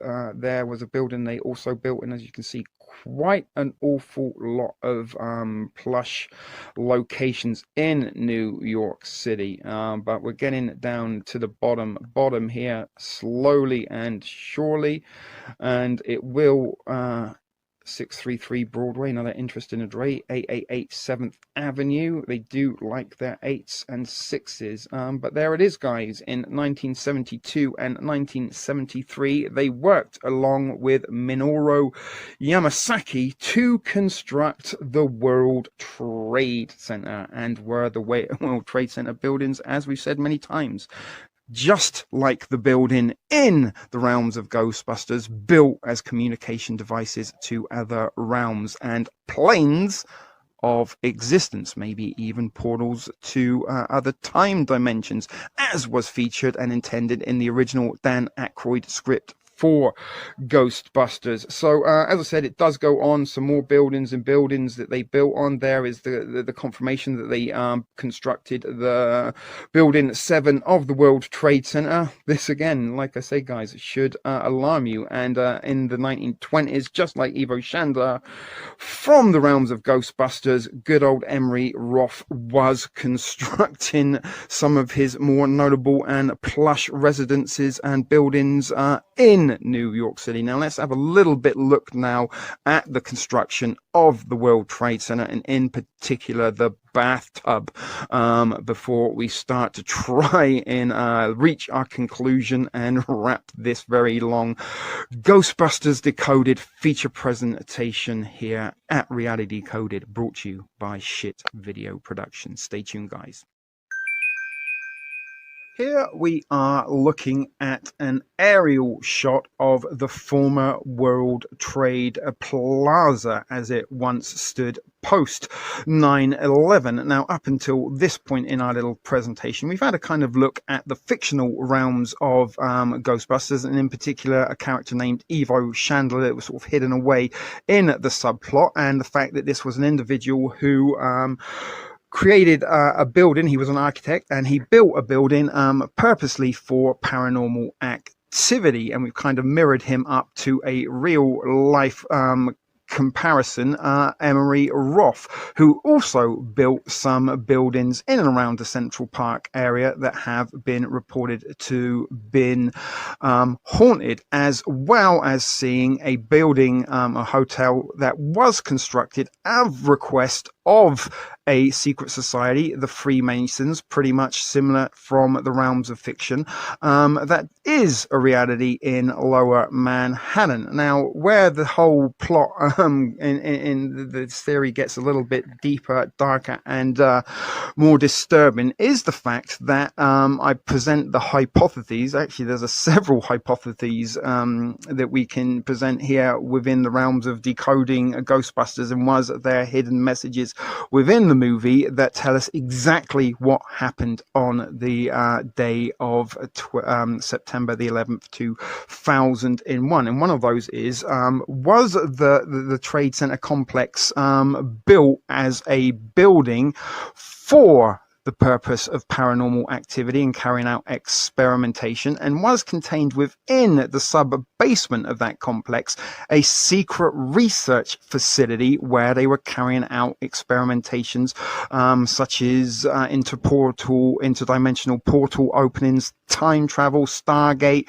Looking Glass, very similar to sort of what we may see from the fiction of Stranger Things, and another fiction we will borrow to make comparison of is Men in Black. That also borrows very, very much from the Ghostbusters script in method for putting together a humorous movie with a lot of truthful, deeper, darker messaging involved. But in Men in Black movie, they also had a very secret and hidden sub-level research facility hidden within Manhattan underneath a large skyscraper. Was this the case with the World Trade Center? Now, the other hypothesis is not only were they built as a purpose for paranormal communications, were they also built as a shrine and an altar to the paranormal and the occult? Now, we could get a little bit deeper and darker into the esoterical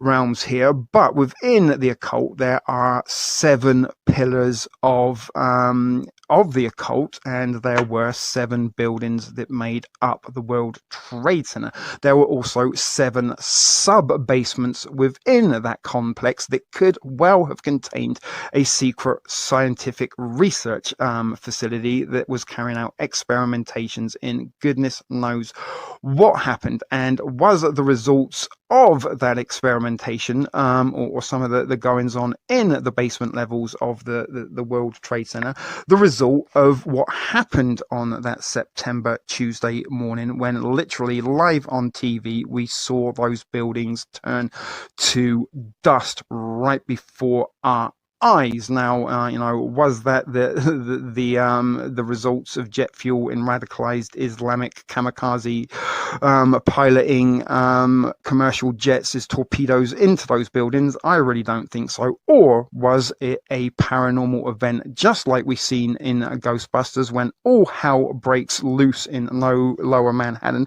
when a secret sub-basement storage facility designed to house and contain supernatural entities is shut down and they escape and run amok in Manhattan, as we saw in the movies? Now, was there a secret containment facility or containment unit within the basement levels of the World Trade Center that was housed in a secret containment unit that was known as the bathtub? And was it also a conductor for or storage unit, not only to contain and communicate to paranormal realms, but was it also a way of storing power from lightning?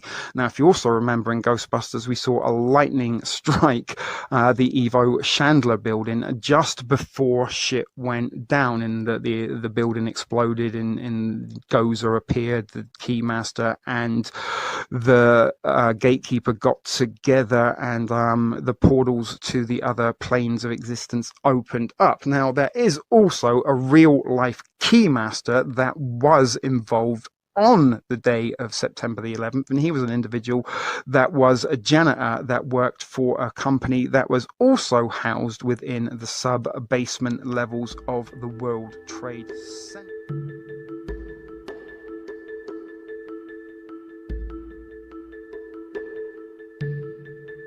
That day, I went to work late, and again, I really believe that there was a mission for me that day, because if I was there at the regular time, at 8 o'clock, I would have been at the top of the building, at Windows of the World, and I would have died.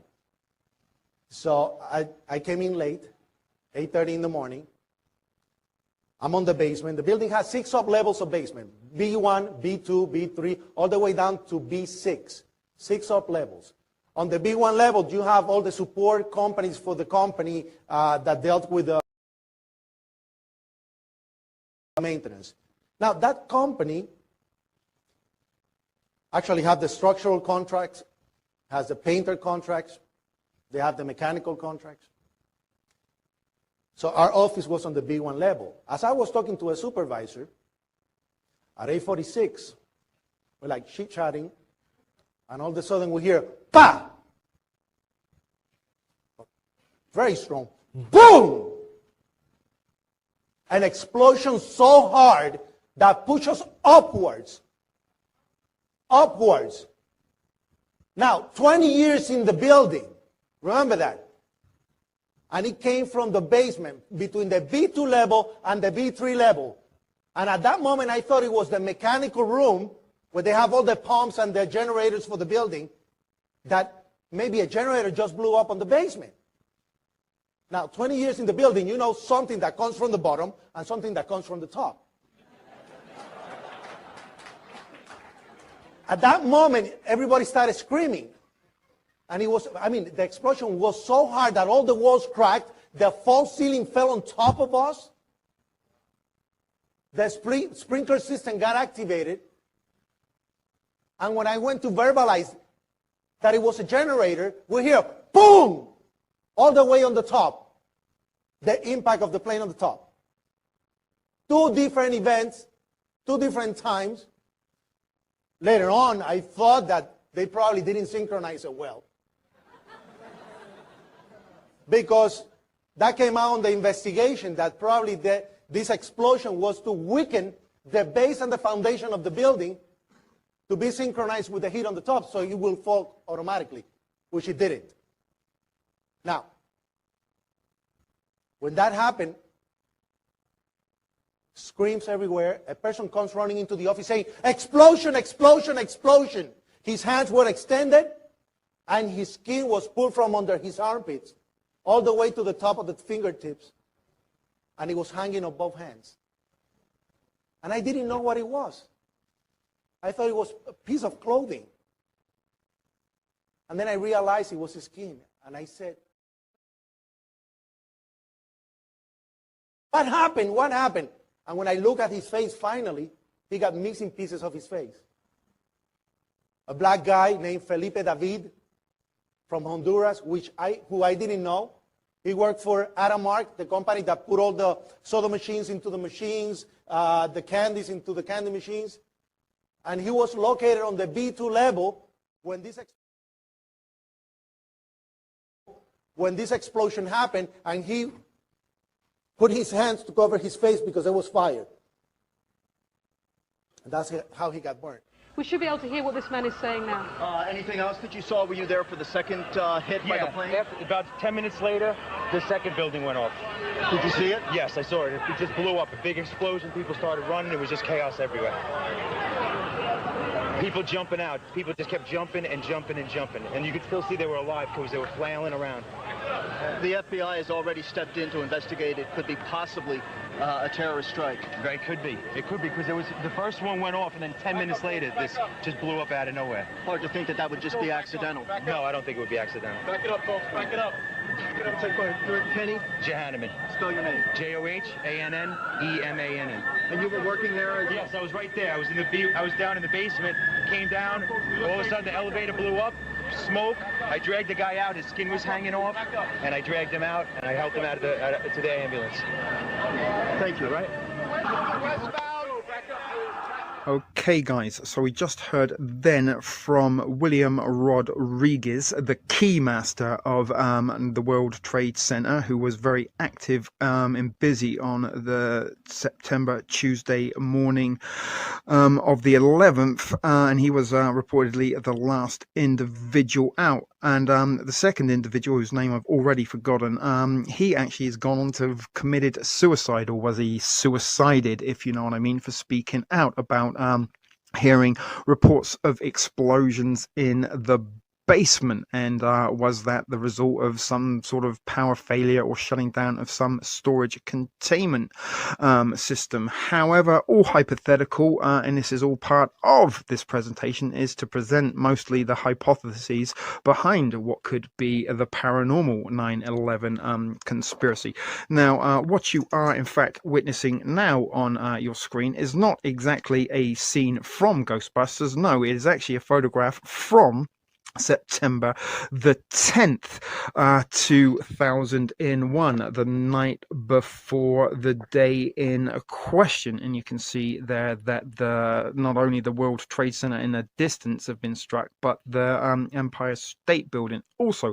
Now, there was a very, very severe thunderstorm and rainfall in Lower Manhattan the night before, and some of you may also remember the fact that they were bracing themselves for what was going to be Hurricane Erin paying the lower Manhattan Island a visit on September the 11th. Unfortunately, it got redirected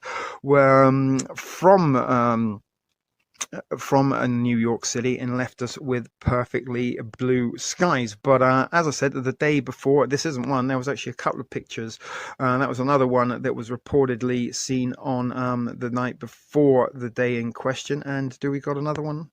No, we went the wrong way. Sorry. There it is. And there is another. That one looks more spooky than the other two. But there you go. There was some evidence of lightning strikes the night before that hit the World Trade Center as a result of a huge storm. Was it geo-engineered? Was it the product of HAARP, or was it Mother Nature that decided to divert it at the last minute? And goodness knows what would have happened had a hurricane hit New York that day in question when the radicalist jihadists in their planes decided to attack, of course, if that is what you believe happened. Now, where it gets even more and more spooky, we've mentioned secret research facilities contained within the sub-level basements of the World Trade Center. And we mentioned in regards to the similarities of that research facility being something like Montauk, what we saw at the Montauk project. Now, this is where it gets even more and more bizarre, guys, because there are ley lines involved that may also provide evidence for the fact that the whole complex was a supernatural sacrificial altar shrine sacrificial table, whatever you call it, because the ley lines, as I said, do run directly through Montauk, through Manhattan, and right through where the World Trade Center complex once stood. Not only that, it does continue down through Washington, D.C. into the Appalachians, and it's quite an interesting lot of ley lines that do sort of circumnavigate through New York and North America rather, and make some very interesting patterns. And there's also some very interesting numerology between distances of certain buildings in certain locations. But that was another little bit of an interesting and sort of deeper, darker link in the chain that wait a minute, we've talked about the possibility of there being a secret facility similar to that of Montauk, and lo and behold, Montauk and the World Trade Center were also connected by ley lines. So without further ado, let's go and look a little bit more at how it was constructed, a little bit more of the bathtub, something known as dustification, what made those towers disappear, because we've even got to add the time travel space-time continuum being ordered theory before we do end this extremely long Ghostbusters reality decoded special stream. But hopefully by now, guys, you're beginning to see there are an awful lot of coincidences that could suggest very well that we did see an event on September the 11th that was not too akin to that of the event in Ghostbusters. It took place on a purposely built building in Lower Manhattan, where they ushered in a demigod from the other planes of existence. But anyway, stay tuned, guys, as we are going to look at the unique construction that went into the World Trade Center, as well as what it was built in, what was known as the bathtub, and was contained within the bathtub a secret research facility where they were conducting experimentations into the supernatural and towards the paranormal. Okie dokie, guys, so here we are, how stuff works. How was the construction of the World Trade Center unique? Just like the one-of-a-kind Evo Chandler building from the realms of Ghostbusters, what it was a one-of-a-kind, unique, never-to-be repeated type of building, were the World Trade Center one-of-a-kind buildings of themselves. Although there were two of them, they were two of a kind of the singular kind, if you know what I mean. And we are going to look a little bit at how they were constructed, and there is a picture of them basked in sunlight. But long before before it was synonymous with the most damaging terrorist attack in US history, the World Trade Center was a symbol of engineering brilliance, and upon its completion in 1973, the two towers that rose from the 16-acre, 647 and 49, whatever that is, square meter complex, consisting of 7 different buildings in Lower Manhattan, were the tallest structures in the world at the time. But construction of such a mammoth structure had its challenges. The first major challenge was the building itself. The location that had been selected for the project on Lower Manhattan's west side had been built upon generations and generations of landfill and dead bodies that filled part of that landfill. But they had actually grown and compacted on itself. Sorry, that the landfill that had actually grown and compacted on itself, so much that it had to be extended the lower west side of Manhattan into the lower Hudson River, and they had to do so in order to reach a solid base of bedrock, and the workers had to dig down 70 feet, 21.3 meters, because of the proximity of the river, and a barrier needed to be created that would keep the excavated section of the city from filling with water as fast as the earth was removed. The answer to that was something known as the slurry trencher method, a trench that would see a trench being dug in the ground and then was filled with a slurry mixture made from water and an expanding clay known as bentonite. This slurry was denser than the surrounding dirt, so it kept the ditch from caving in, and once filled with the mixture, a steel cage was dropped in that weighed 25 tons and stretched to a height of 7 stories. So below the towers, guys, there was a 7-story subcomplex, and who knows what was below those 7 stories that could have been housing all sorts of secret laboratories or location, a plush location for clandestine activities, to say the least, hiding in plain sight right under the ground of some of the world's largest buildings. But concrete was then poured into the trench, and as the concrete was heavier than the slurry, it forced the clay mixture out and hardened around the cage, making a section of underground wall. And was that underground wall not only, all this concrete hardened steel, being poured into steel, hardened clay being pushed out to also further seal? Was it not necessary to keep the water out, but was it designed to keep something in? But workers moved on to the next section when the wall was complete, forming what was to be known as the bathtub. And the bathtub was what pretty much the majority of the World Trade Center complex sat in, and the rest of the earth was moved and from inside it without danger of flooding in the newly open space. So the bathtub is very important in all of this, guys, because despite all of the destruction on that day, the bathtub remained intact. And as I said, was it not necessarily, or was it a dual purpose to not only keep the Hudson from flushing in and flooding Lower Manhattan, because a lot of Manhattan is underground with the path system and subways and such forth, but was also to contain whatever was being held in a potential possible containment unit that was residing within the sub levels of the World Trade Center complex. And another concern of the World Trade Center was the fact that the PATH commuter rail line ran directly through the center of the construction site instead of interrupting. Service engineers designed a protective cradle for the underground line. As a result, the train ran through the entire project, carrying 130,000 passengers a day. Moving on.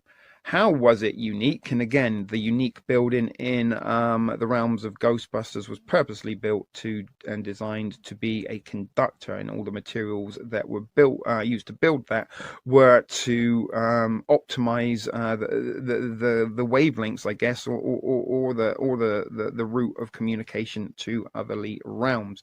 But there were two main factors that generally distinguished the two towers of the World Trade Center from anything else that had ever been built before them, and that was their walls and the elevators. Now, they were in fact a tube within a tube, or a tower within a tower, because there was a tower built that housed all the elevator shafts, stairwells and such forth in the center of that building. It also supported the floors and the walls of the outer wall, that also supported the weight of the inner core. They both sort of, the towers within the towers supported each other, and why it was able to construct an open plan.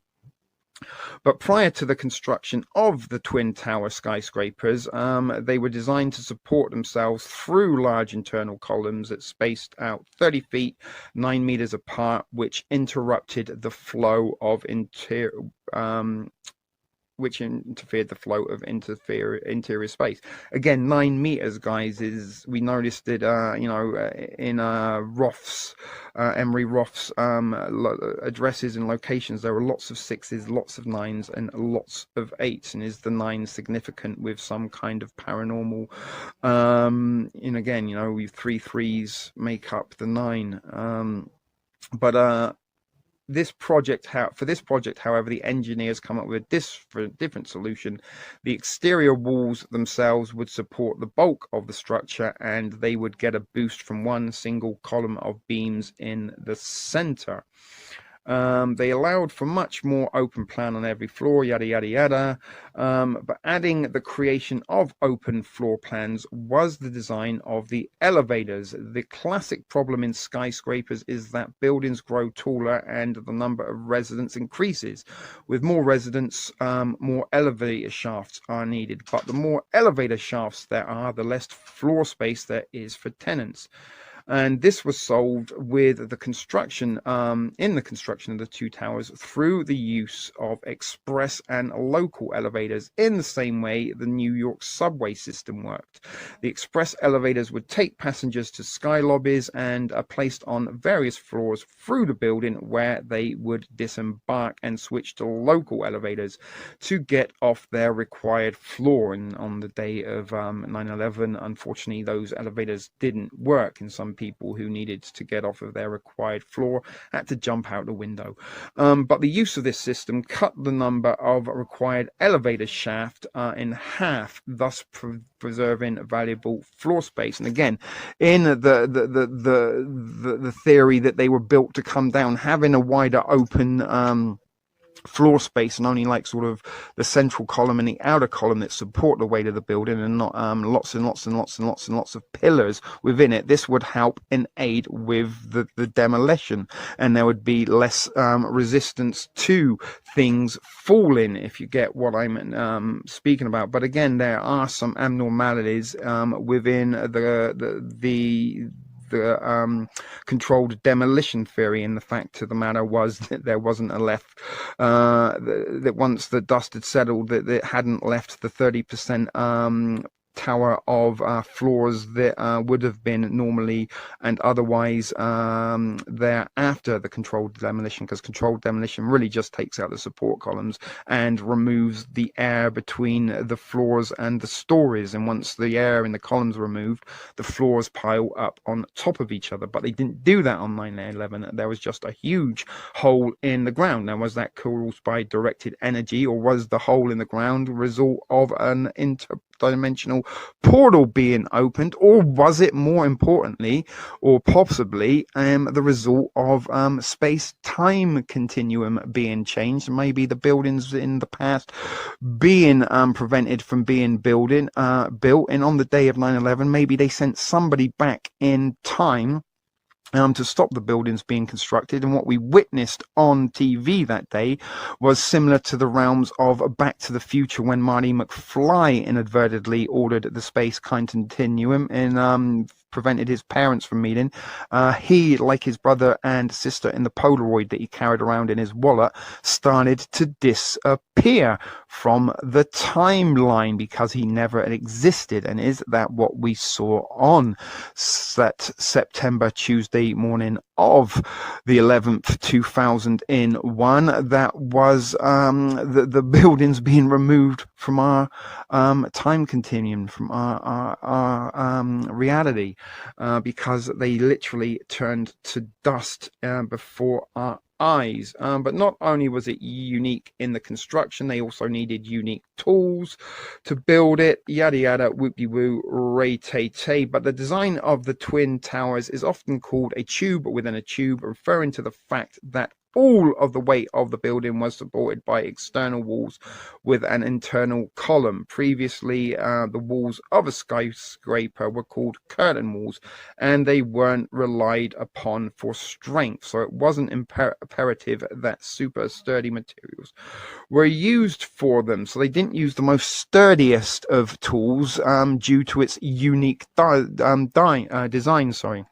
And again, the columns that provided the center core of the center tube, or the center tower that housed all the elevators and stairwells and stuff, could have been the delivery system to sub-levels and sub-basins. And remember, there was a large antenna on top of one of those towers that also acted as a lightning conductor, and was the energy that was contained within those lightning strikes then channeled down through the center core of the columns into a sub-level base where the energy was stored for the purpose and use of interdimensional time travel experimentation that was contained within a secret facility concealed in the sub-levels of the World Trade Center. Again, Back to the Future, another popular 1980s movie from 85.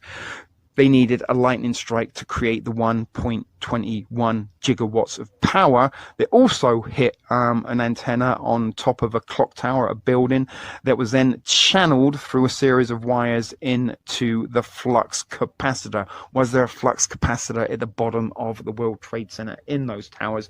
And did some experimentation go wrong? Were the towers removed from our timeline? And why there was a great huge hole dug left in their place after the events, and the dust had sort of settled on 9/11, rather than a pile of debris that would have been something like 300 feet tall, as would have been in accordance to the physics and science of a controlled demolition. But the towers 1 and 2 had the external walls would not only bear the weight of the interior floors, but they would also have to withstand tremendous pressure from wind. And because the external tube of each tower was perforated with openings for windows, the entire web of steel could shift and move. And this was known as the Verendeel action, if I'm reading that right, and the source of which was from FEMA. Now, we're not going to read everything else because, as I said, it's getting long. As you can see, guys, the World Trade Center were one-of-a-kind constructions at the time, just like the building in Ghostbusters that was a one-of-a-kind construction with the purpose of being a communication device. And again, look how many sources from FEMA again comply to this. Another FEMA, and again, FEMA were on hand and ready to go and in place the day before. So you can go and look a little bit more into the World Trade Center yourself. And as you said, it was built with a mixture of 12 types of steel that could withstand 42,000 pounds per square inch. And although the interior columns consisted of a steel known as A36, interesting, a designation which meant it had the yield strength of 36,000 psi, and the thickness of these columns also varied from as thin as 0.25 inch, 6.35 millimeters at the top of the building, and to as thick as 4 inches, 10-16 centimeters at the base. And the source again comes from FEMA. But in all, 200,000 tons of super strong steel, SSS, which had just been recently made available in 1968 were used to create the two towers. So as I said, guys, if you want to go and look more into how the towers were constructed, you can. I just wanted to bring you a little bit of information into their structure, and more importantly to point out that they were unique constructions and were one-of-a-kind buildings. Although there were two identical one-of-a-kind buildings, they were indeed one-of-a-kind constructions, and they were also built or helped to be constructed by an individual who designed some of the more plum residences back in the 1920s and 1930s, who also built some of the buildings and locations that were used in some of the spooky movies made over the decades, including Rosemary's Baby and Ghostbusters, which we are decoding, and we are decoding it in order to present to you the theory that was the events of 9/11, not the acts of jihadists armed with box cutters and limited flight knowledge, hijacking commercial airliners and then flying them at speeds beyond the capacity and capability of the aircraft designed for commercial purposes, and then defying all laws of physics, crashed aluminum aeroplanes through solid steel structures, and then suddenly had jet fuel that managed to burn hotter than it needed to burn in order to melt steel, that caused the pancake effect, and those construction the buildings to collapse in free fall and dissolve right in front of our eyes and turn into dust. As I said, I've always believed that it was a directed energy Project Bluebeam type operation, but let us not rule out the paranormal possibility or probability that that is exactly what we witnessed on that Tuesday morning, was a paranormal experience very similar to what we saw in the realms of Ghostbusters.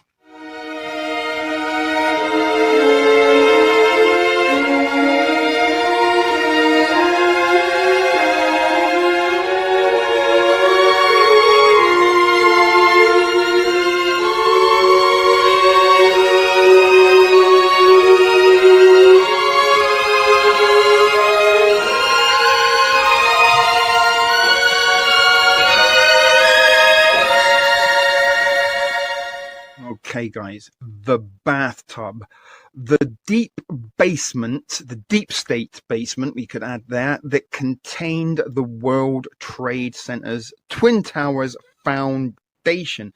There is an architect's blueprint of the building. Hopefully you can see it there. It is highlighted in red, and that is what contained World Trade Center buildings 6, 2, 1, and 3, I believe. And if you can see there at the very top is World Trade Center 7 that isn't contained within the block that contained the other 6 buildings that made up the World Trade Center. It was kind of set across the street as an observational point, I'm guessing, and was maybe free from whatever was going on in what I believe could well be a containment unit that was called the bathtub, that not only provided the waters of the Hudson getting into the foundations and eventually lower Manhattan via the path, but whatever was going on in those sub basements underneath the towers in the World Trade Center complex. One can only theorize and wonder as to what was going on there. But as I said, I'm putting it out there that similar to Montauk and what was going on there, that this may have been an intercity type facility that was housed and made secret and hiding in plain sight above or below, rather, some of the most plush and recognizable largest buildings on the planet, and where those buildings designed to be conductors, as we've said many times, and was in fact the entire World Trade Plaza and complex little more than a very large sacrificial altar.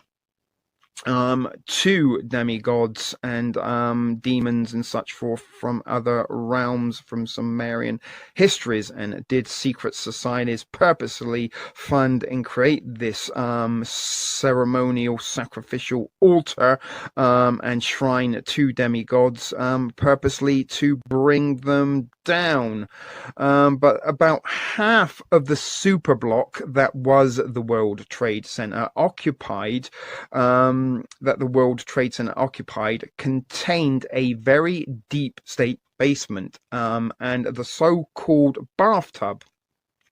It was a skewed rectangle with Montauk's of 908 with sides about 980 and 520 feet and a depth of around 7 stories. I'll mention Montauk again because in the fiction of Stranger Things, it is based very much on the Montauk Project.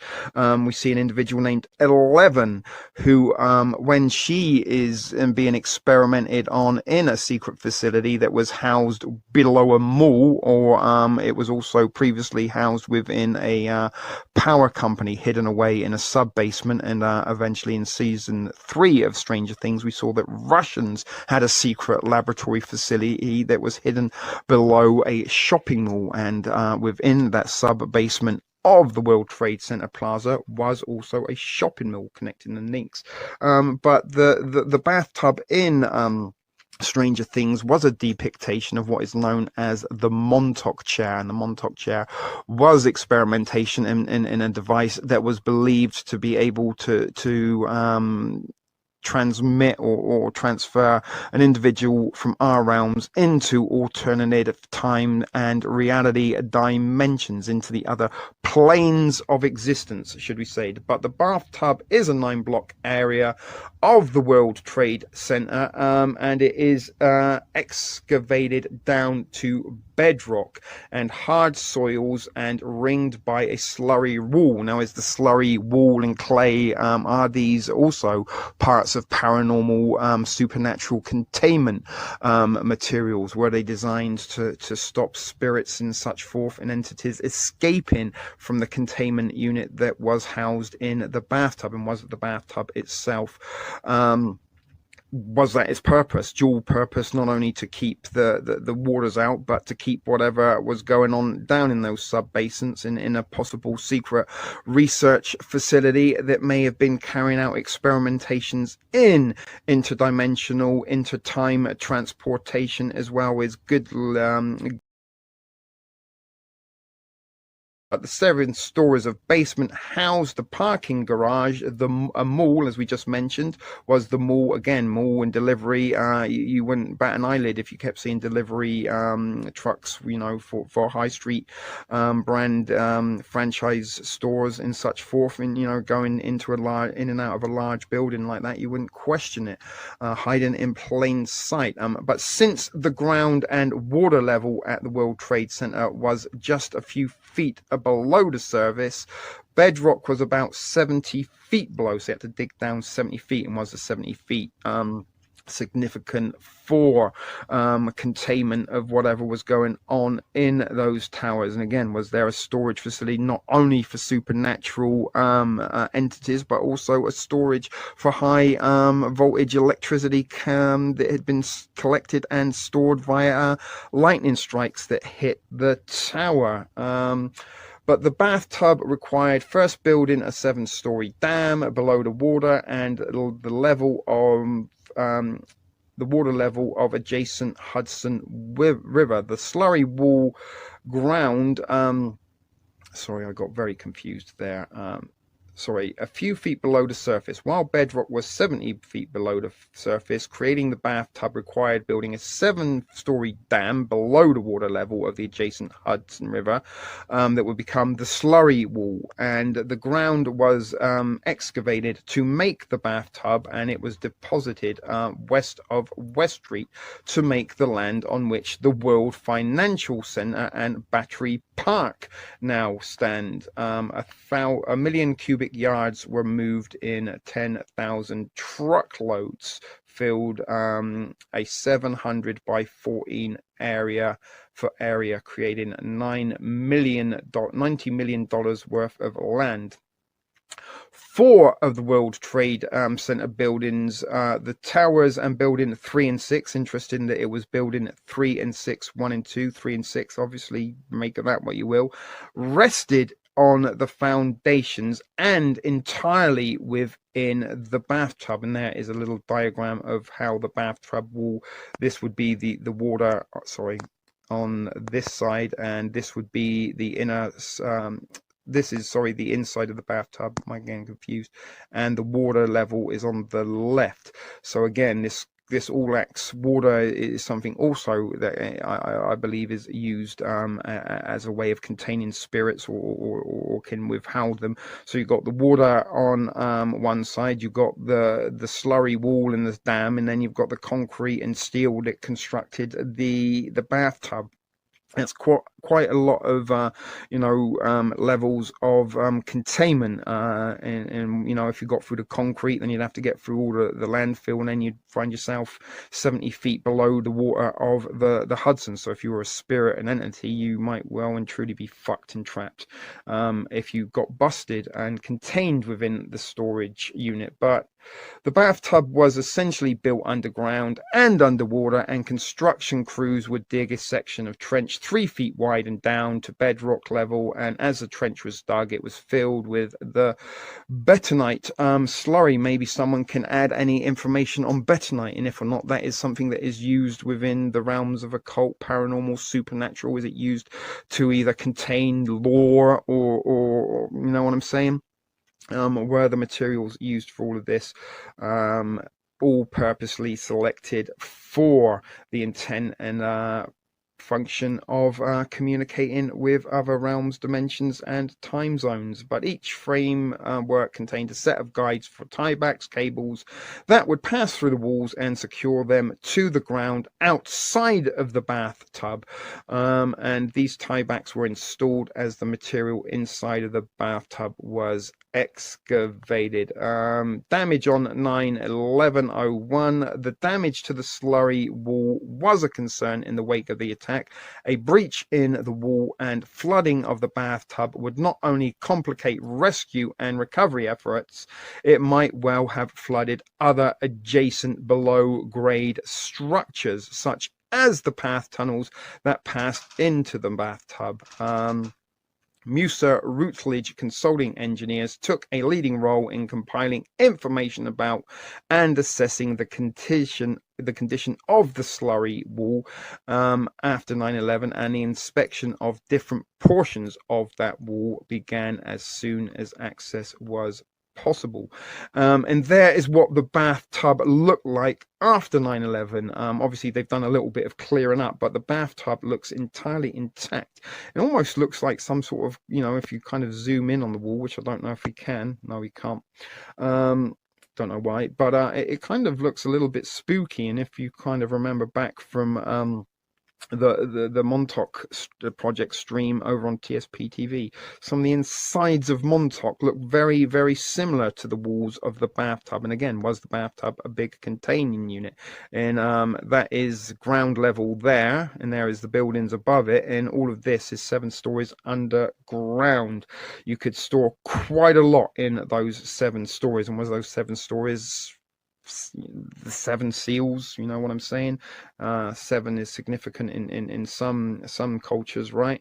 But most of the central portion of the wall's south side, bordering Liberty Street, was unsupported by intact sub-basement walls or debris, and it had to be moved inward more than 10 inches, and other portions of the wall were rehabilitated as necessary after the events. But there was a little bit about the bathtub, and there is a picture of the bathtub. Now, something that is also spooky when I tell you it was were those towers actually constructed to eventually come down.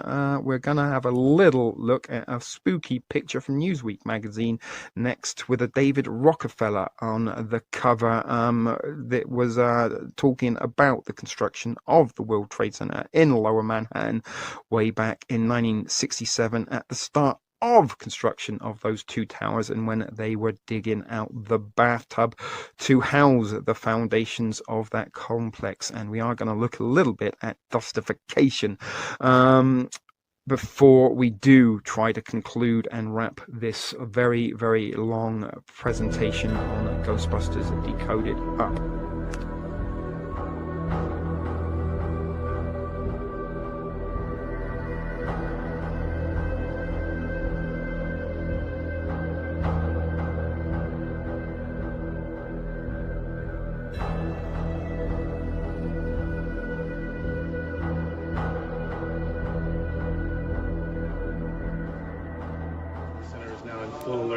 The FBI extremely concerned that there would be additional attacks.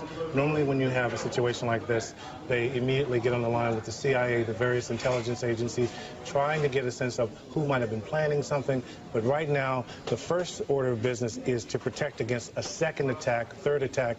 The feeling is normally when you have this kind of situation, there will be more attacks almost immediately. Let's go to the trade tower again, because, John, we now have a... What do we have? We don't... It looks like a new plume, a new large plume of smoke. No, it may be that something fell off the building. It may be that something has fallen. We don't know, to be perfectly honest. But that is what you're looking at, is the current. That's the scene at this moment at the World Trade Center. Dan Daler from ABC's Good Morning America is down in the general vicinity. Dan, can you tell us what has just happened? Yes, Peter, it's Don Daler down here. I'm 4 blocks north of the World Trade Center. The second building that was hit by the plane has just completely collapsed. The entire building has just collapsed, as if a demolition team set off. When you see the old demolitions of these old buildings, it folded down on itself, and it is not there anymore. That should be it. Thanks very much, Dan. Completely collapsed. The whole side has collapsed? The whole building has collapsed. The whole building has collapsed? The building has collapsed. That's the southern tower you're talking about. Exactly. The second building that we witnessed the airplane. World has been immobilized as well as a result of these terrorist And that's a very haunting description that Bob Kerr just gave of that low-flying aircraft near the White House, and one can only wonder if that was something that ultimately ended up in the Pentagon. We just saw a live picture of what seemed to be a portion of the building falling away from the World Trade Center. If we can re-rack that to about 20 seconds ago, you'll see something dramatic happening, and I don't know whether it's another explosion or a portion of the building falling away. But I know there was this tremendous explosion as it hit the Pentagon. I looked over, and the smoke started coming up. Pieces of the plane and pieces of the Pentagon were falling onto the 14th Street, onto the Shirley Highway. Very scary. So I did. Crossing to the World Trade Center in New York, just a moment or two ago, we saw the Twin Tower. It's some 110 stories high. It's starting to fall apart. There's no other way of expressing what's happening, as you can see these pictures. Not only to tell people to keep some distance from the building, but to take immediate cover. Can you tell me a little bit more? Well, actually, let's look at these live pictures at the World Trade Center. The other tower of the World Trade Center has just collapsed. You are looking at live pictures of the second twin tower at the World Trade Center collapsing as a result of the crash of an airplane into its struck. But I suspect that there's a little tiny bit of panic creeping in here, and people are reporting bangs as explosions. There's no confirmation of other explosions, but certainly every government building in Washington has been closed, and the staff of these buildings have been told, look, go home. It doesn't matter how you get home.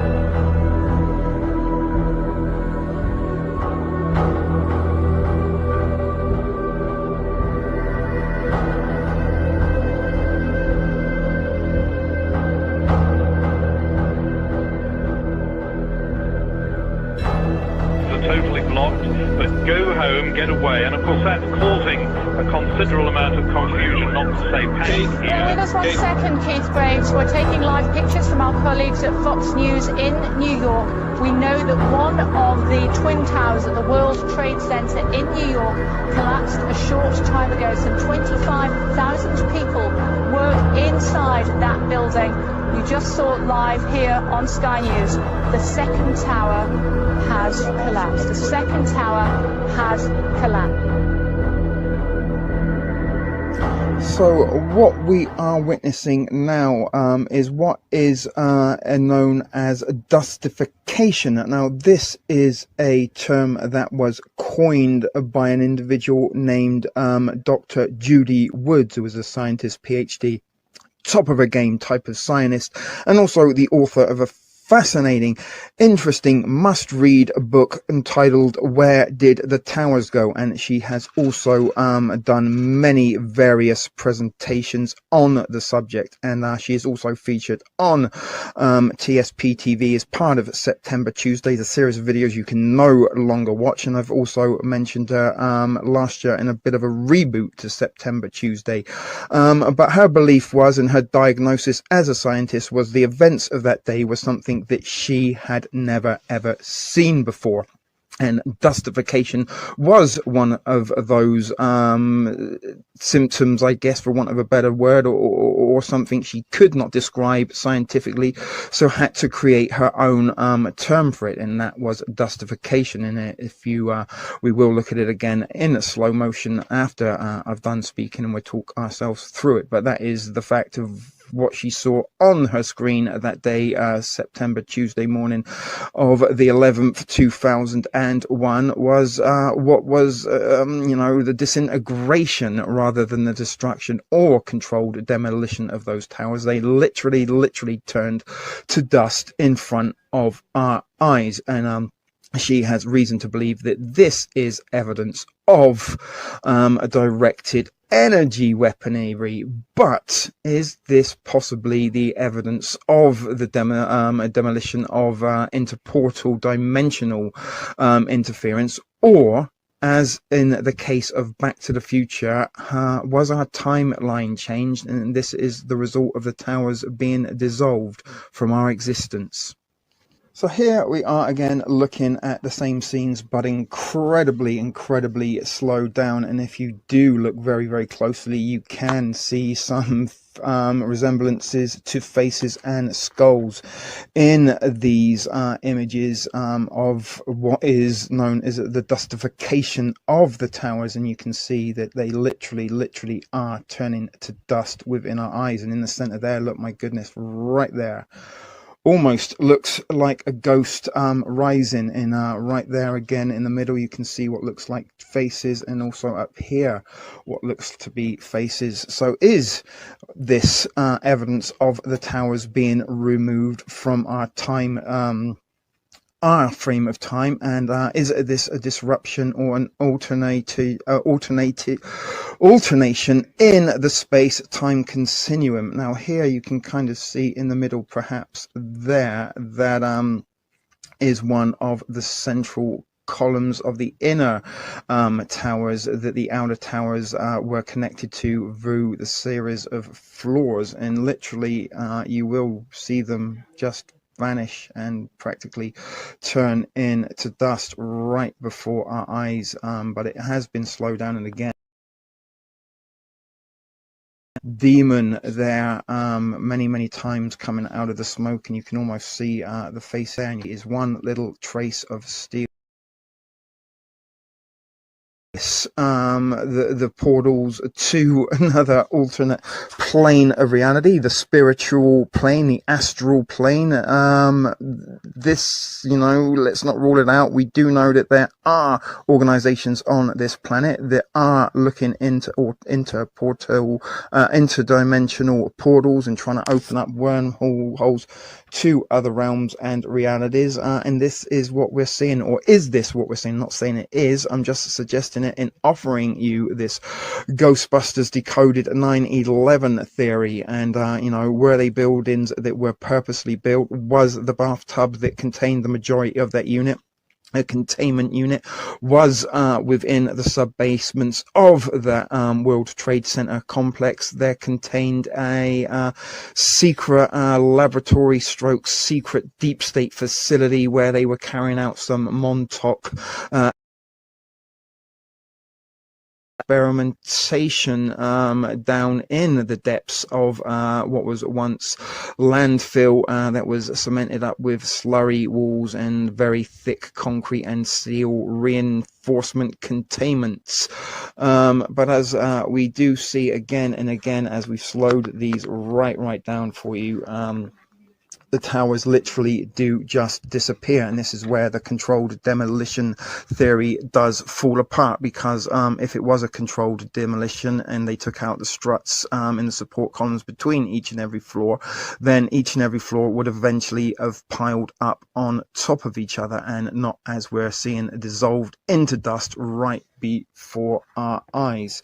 And as I said, if you haven't and aren't familiar with Dr. Judy Woods, and you are a regular offender to Reality Decoded and TSP TV, then you haven't been paying enough attention, and you would be you could do more wrong than going and checking out her documentary or her book, Where Did the Tower Goes? And again, look at the faces in there. You can almost see the skulls, and you can see what does seem to be, very similar images to that of Sumerian demons that we have looked at, and maybe the Stay Puft Marshmallow Man, Choose Your Destroyer, isn't gonna come with all sugary GMO fructose corn syrup goodness to destroy us. Maybe the destructors have already been chosen, and they are already walking among us. And again, remember the Sydney fog that was an entity that feasted upon the souls of the fear and the dead.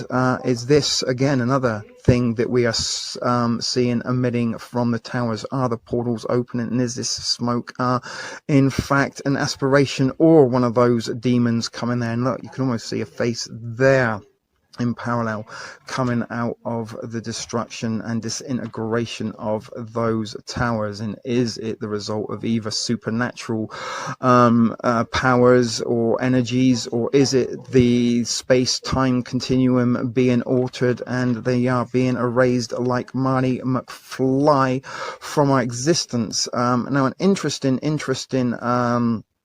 time travel series that I'm currently watching from Korea. Koreans and their time travel, they love that. And before I do, look at that again in the center. Can you see a face there? It's called Kairos, very similar to chaos, but Kairos, and it's not exactly time travel but time communication. The guy can talk via his cell phone to somebody 1 month in the past. Very interesting show. I haven't watched it in its entirety. However, another interesting thing in regard to time displacement and towers disintegrating in the fiction of Kairos, one of the main protagonists is a CEO of a construction company that built a building, however, using faulty materials that did indeed collapse.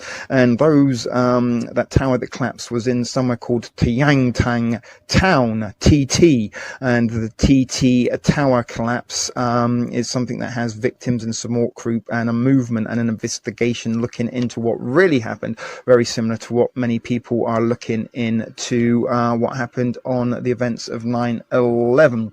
Now, in that fiction, when the space-time continuum is changed, we see the surrounds of the reality that are changed as a result of that intervention dissolve and disintegrate, just like we are seeing now. And as you can see this, over and over again, the more you look at it, the more you really can see the solid blocks of steel in support column really and truly turning into dust with our eyes. And this is something that Dr. Judy Woods, a professional at the top of her game with PhDs and credentials and a whole list of academical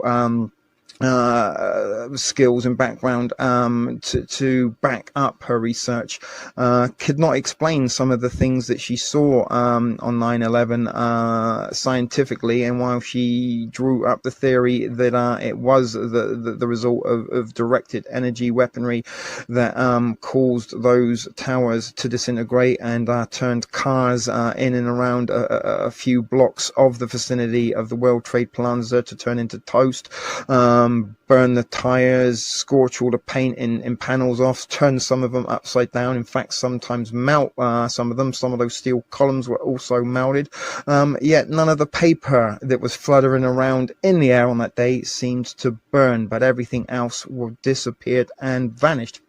So a theory I am presenting just out of the realms of fanboy geekdom, and someone who spent a lot of time smoking too much marijuana while watching some of these films and reading comic books and playing video games in the past, has built together this theory that did the 1984 Ghostbusters not only predict that there would be an event taking place at the World Trade Center on 9/11, as time-stamped as we've seen in this presentation, in a scene of that movie, but it also tell us exactly what would be the cause of the events of that September Tuesday morning. And look, there you go, guys. Look at this shit here. That was once steel columns, and we're just watching it disintegrate and dissolve. Or is that a spirit and an entity taking shape in form from the destruction? But as I was saying, that I seem to have forgotten what I was saying already, looking at the steel columns, is this evidence that Ghostbusters has given us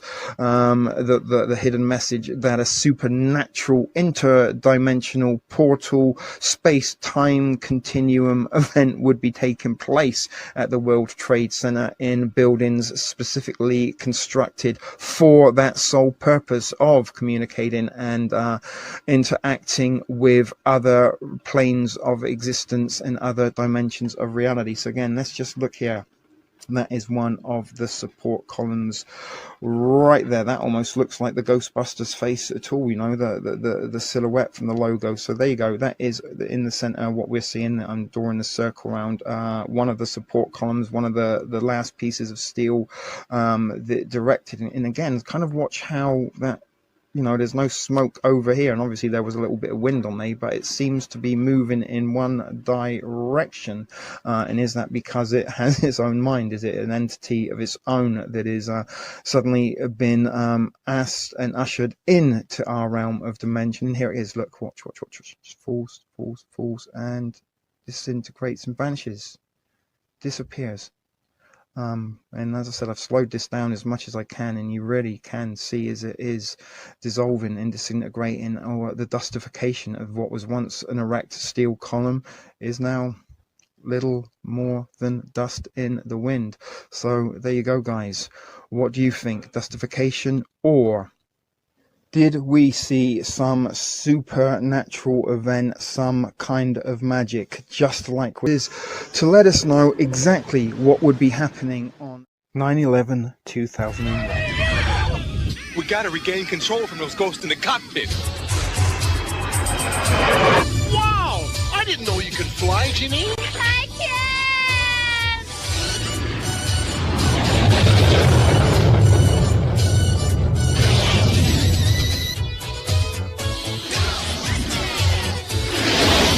Ghostbusters to tower! We're coming in!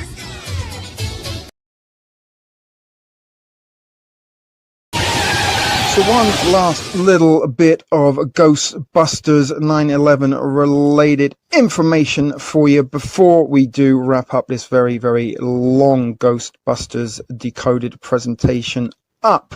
We just witnessed a quick glimpse that we already saw in this presentation from the animated real Ghostbusters, the Extreme Ghostbusters, which saw an aircraft flying through the streets of Manhattan. But it was also mentioned briefly that we've got to get those ghosts out of the cockpit. And what we are looking at the moment is a piece of footage from 9/11, which is called ghost plane within the No Plane 9/11 conspiracy community. It was pretty difficult to find some of this footage. It's hard to find on the internet anything related to no planes and 9/11. But what could possibly be more plausible evidence for holographic stroke CGI imagery that was used on that day? And don't forget, I do strongly believe that we witnessed a Project Bluebeam operation on 9/11 rather than the operations of radicalized jihadist and terrorist tactics. But, you know, within the realms of supernatural, let's not rule out the possibility that they could well have used ghost planes or ghost pilots or maybe drones. But I don't believe planes were used on that day. And that's led me to do quite a lot of research and looking in to what really took place on the day of Tuesday morning, September the 11th, 2001.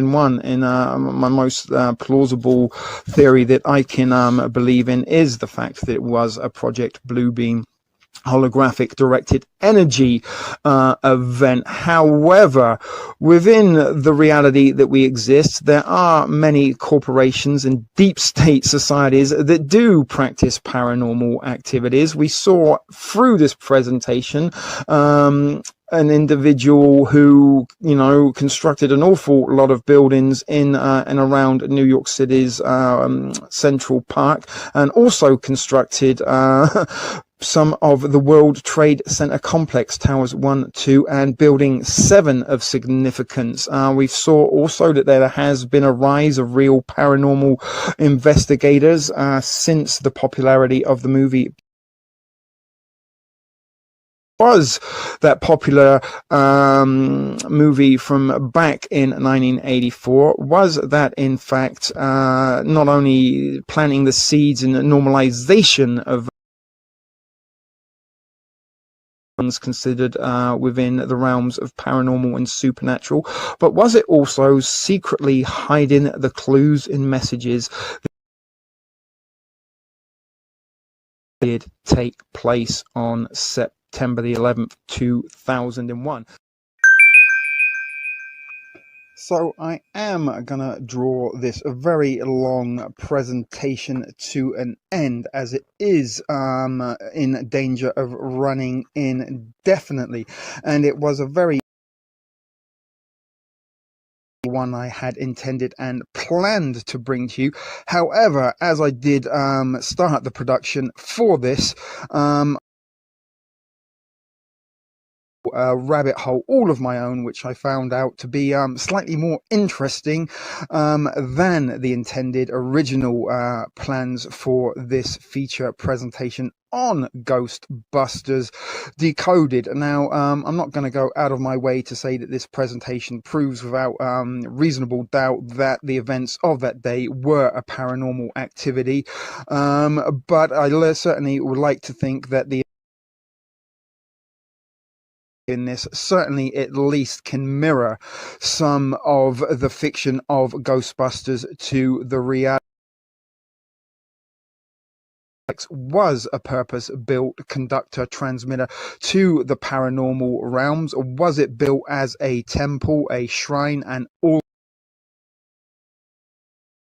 gods and demons of a Sumerian origin that was carried out and conducted by the deep state or not? That is up to you to decide. Now, everything stem from one of the more obscure and overlooked references from the 1984 Ghostbusters movie that was overshadowed by. Again, I'm not going to tell you that this presentation proves without a reasonable doubt that 9/11 was a paranormal activity event sacrificed for demigods on that day, but I'd like to think at the provided some food for further thought, and you'd have to say that there are some stark similarities from reality that seem to mirror that from the realms of fiction contained within the Ghostbusters movie and franchise. But that's it, guys. I am gonna wrap this very long presentation up, so thank you to those of you who did stick around this long, and hopefully you enjoyed it. So this was Ship Video Productions for Reality Decoded, bringing you Ghostbusters Decoded. And until next time, guys, be excellent to each other. Take care.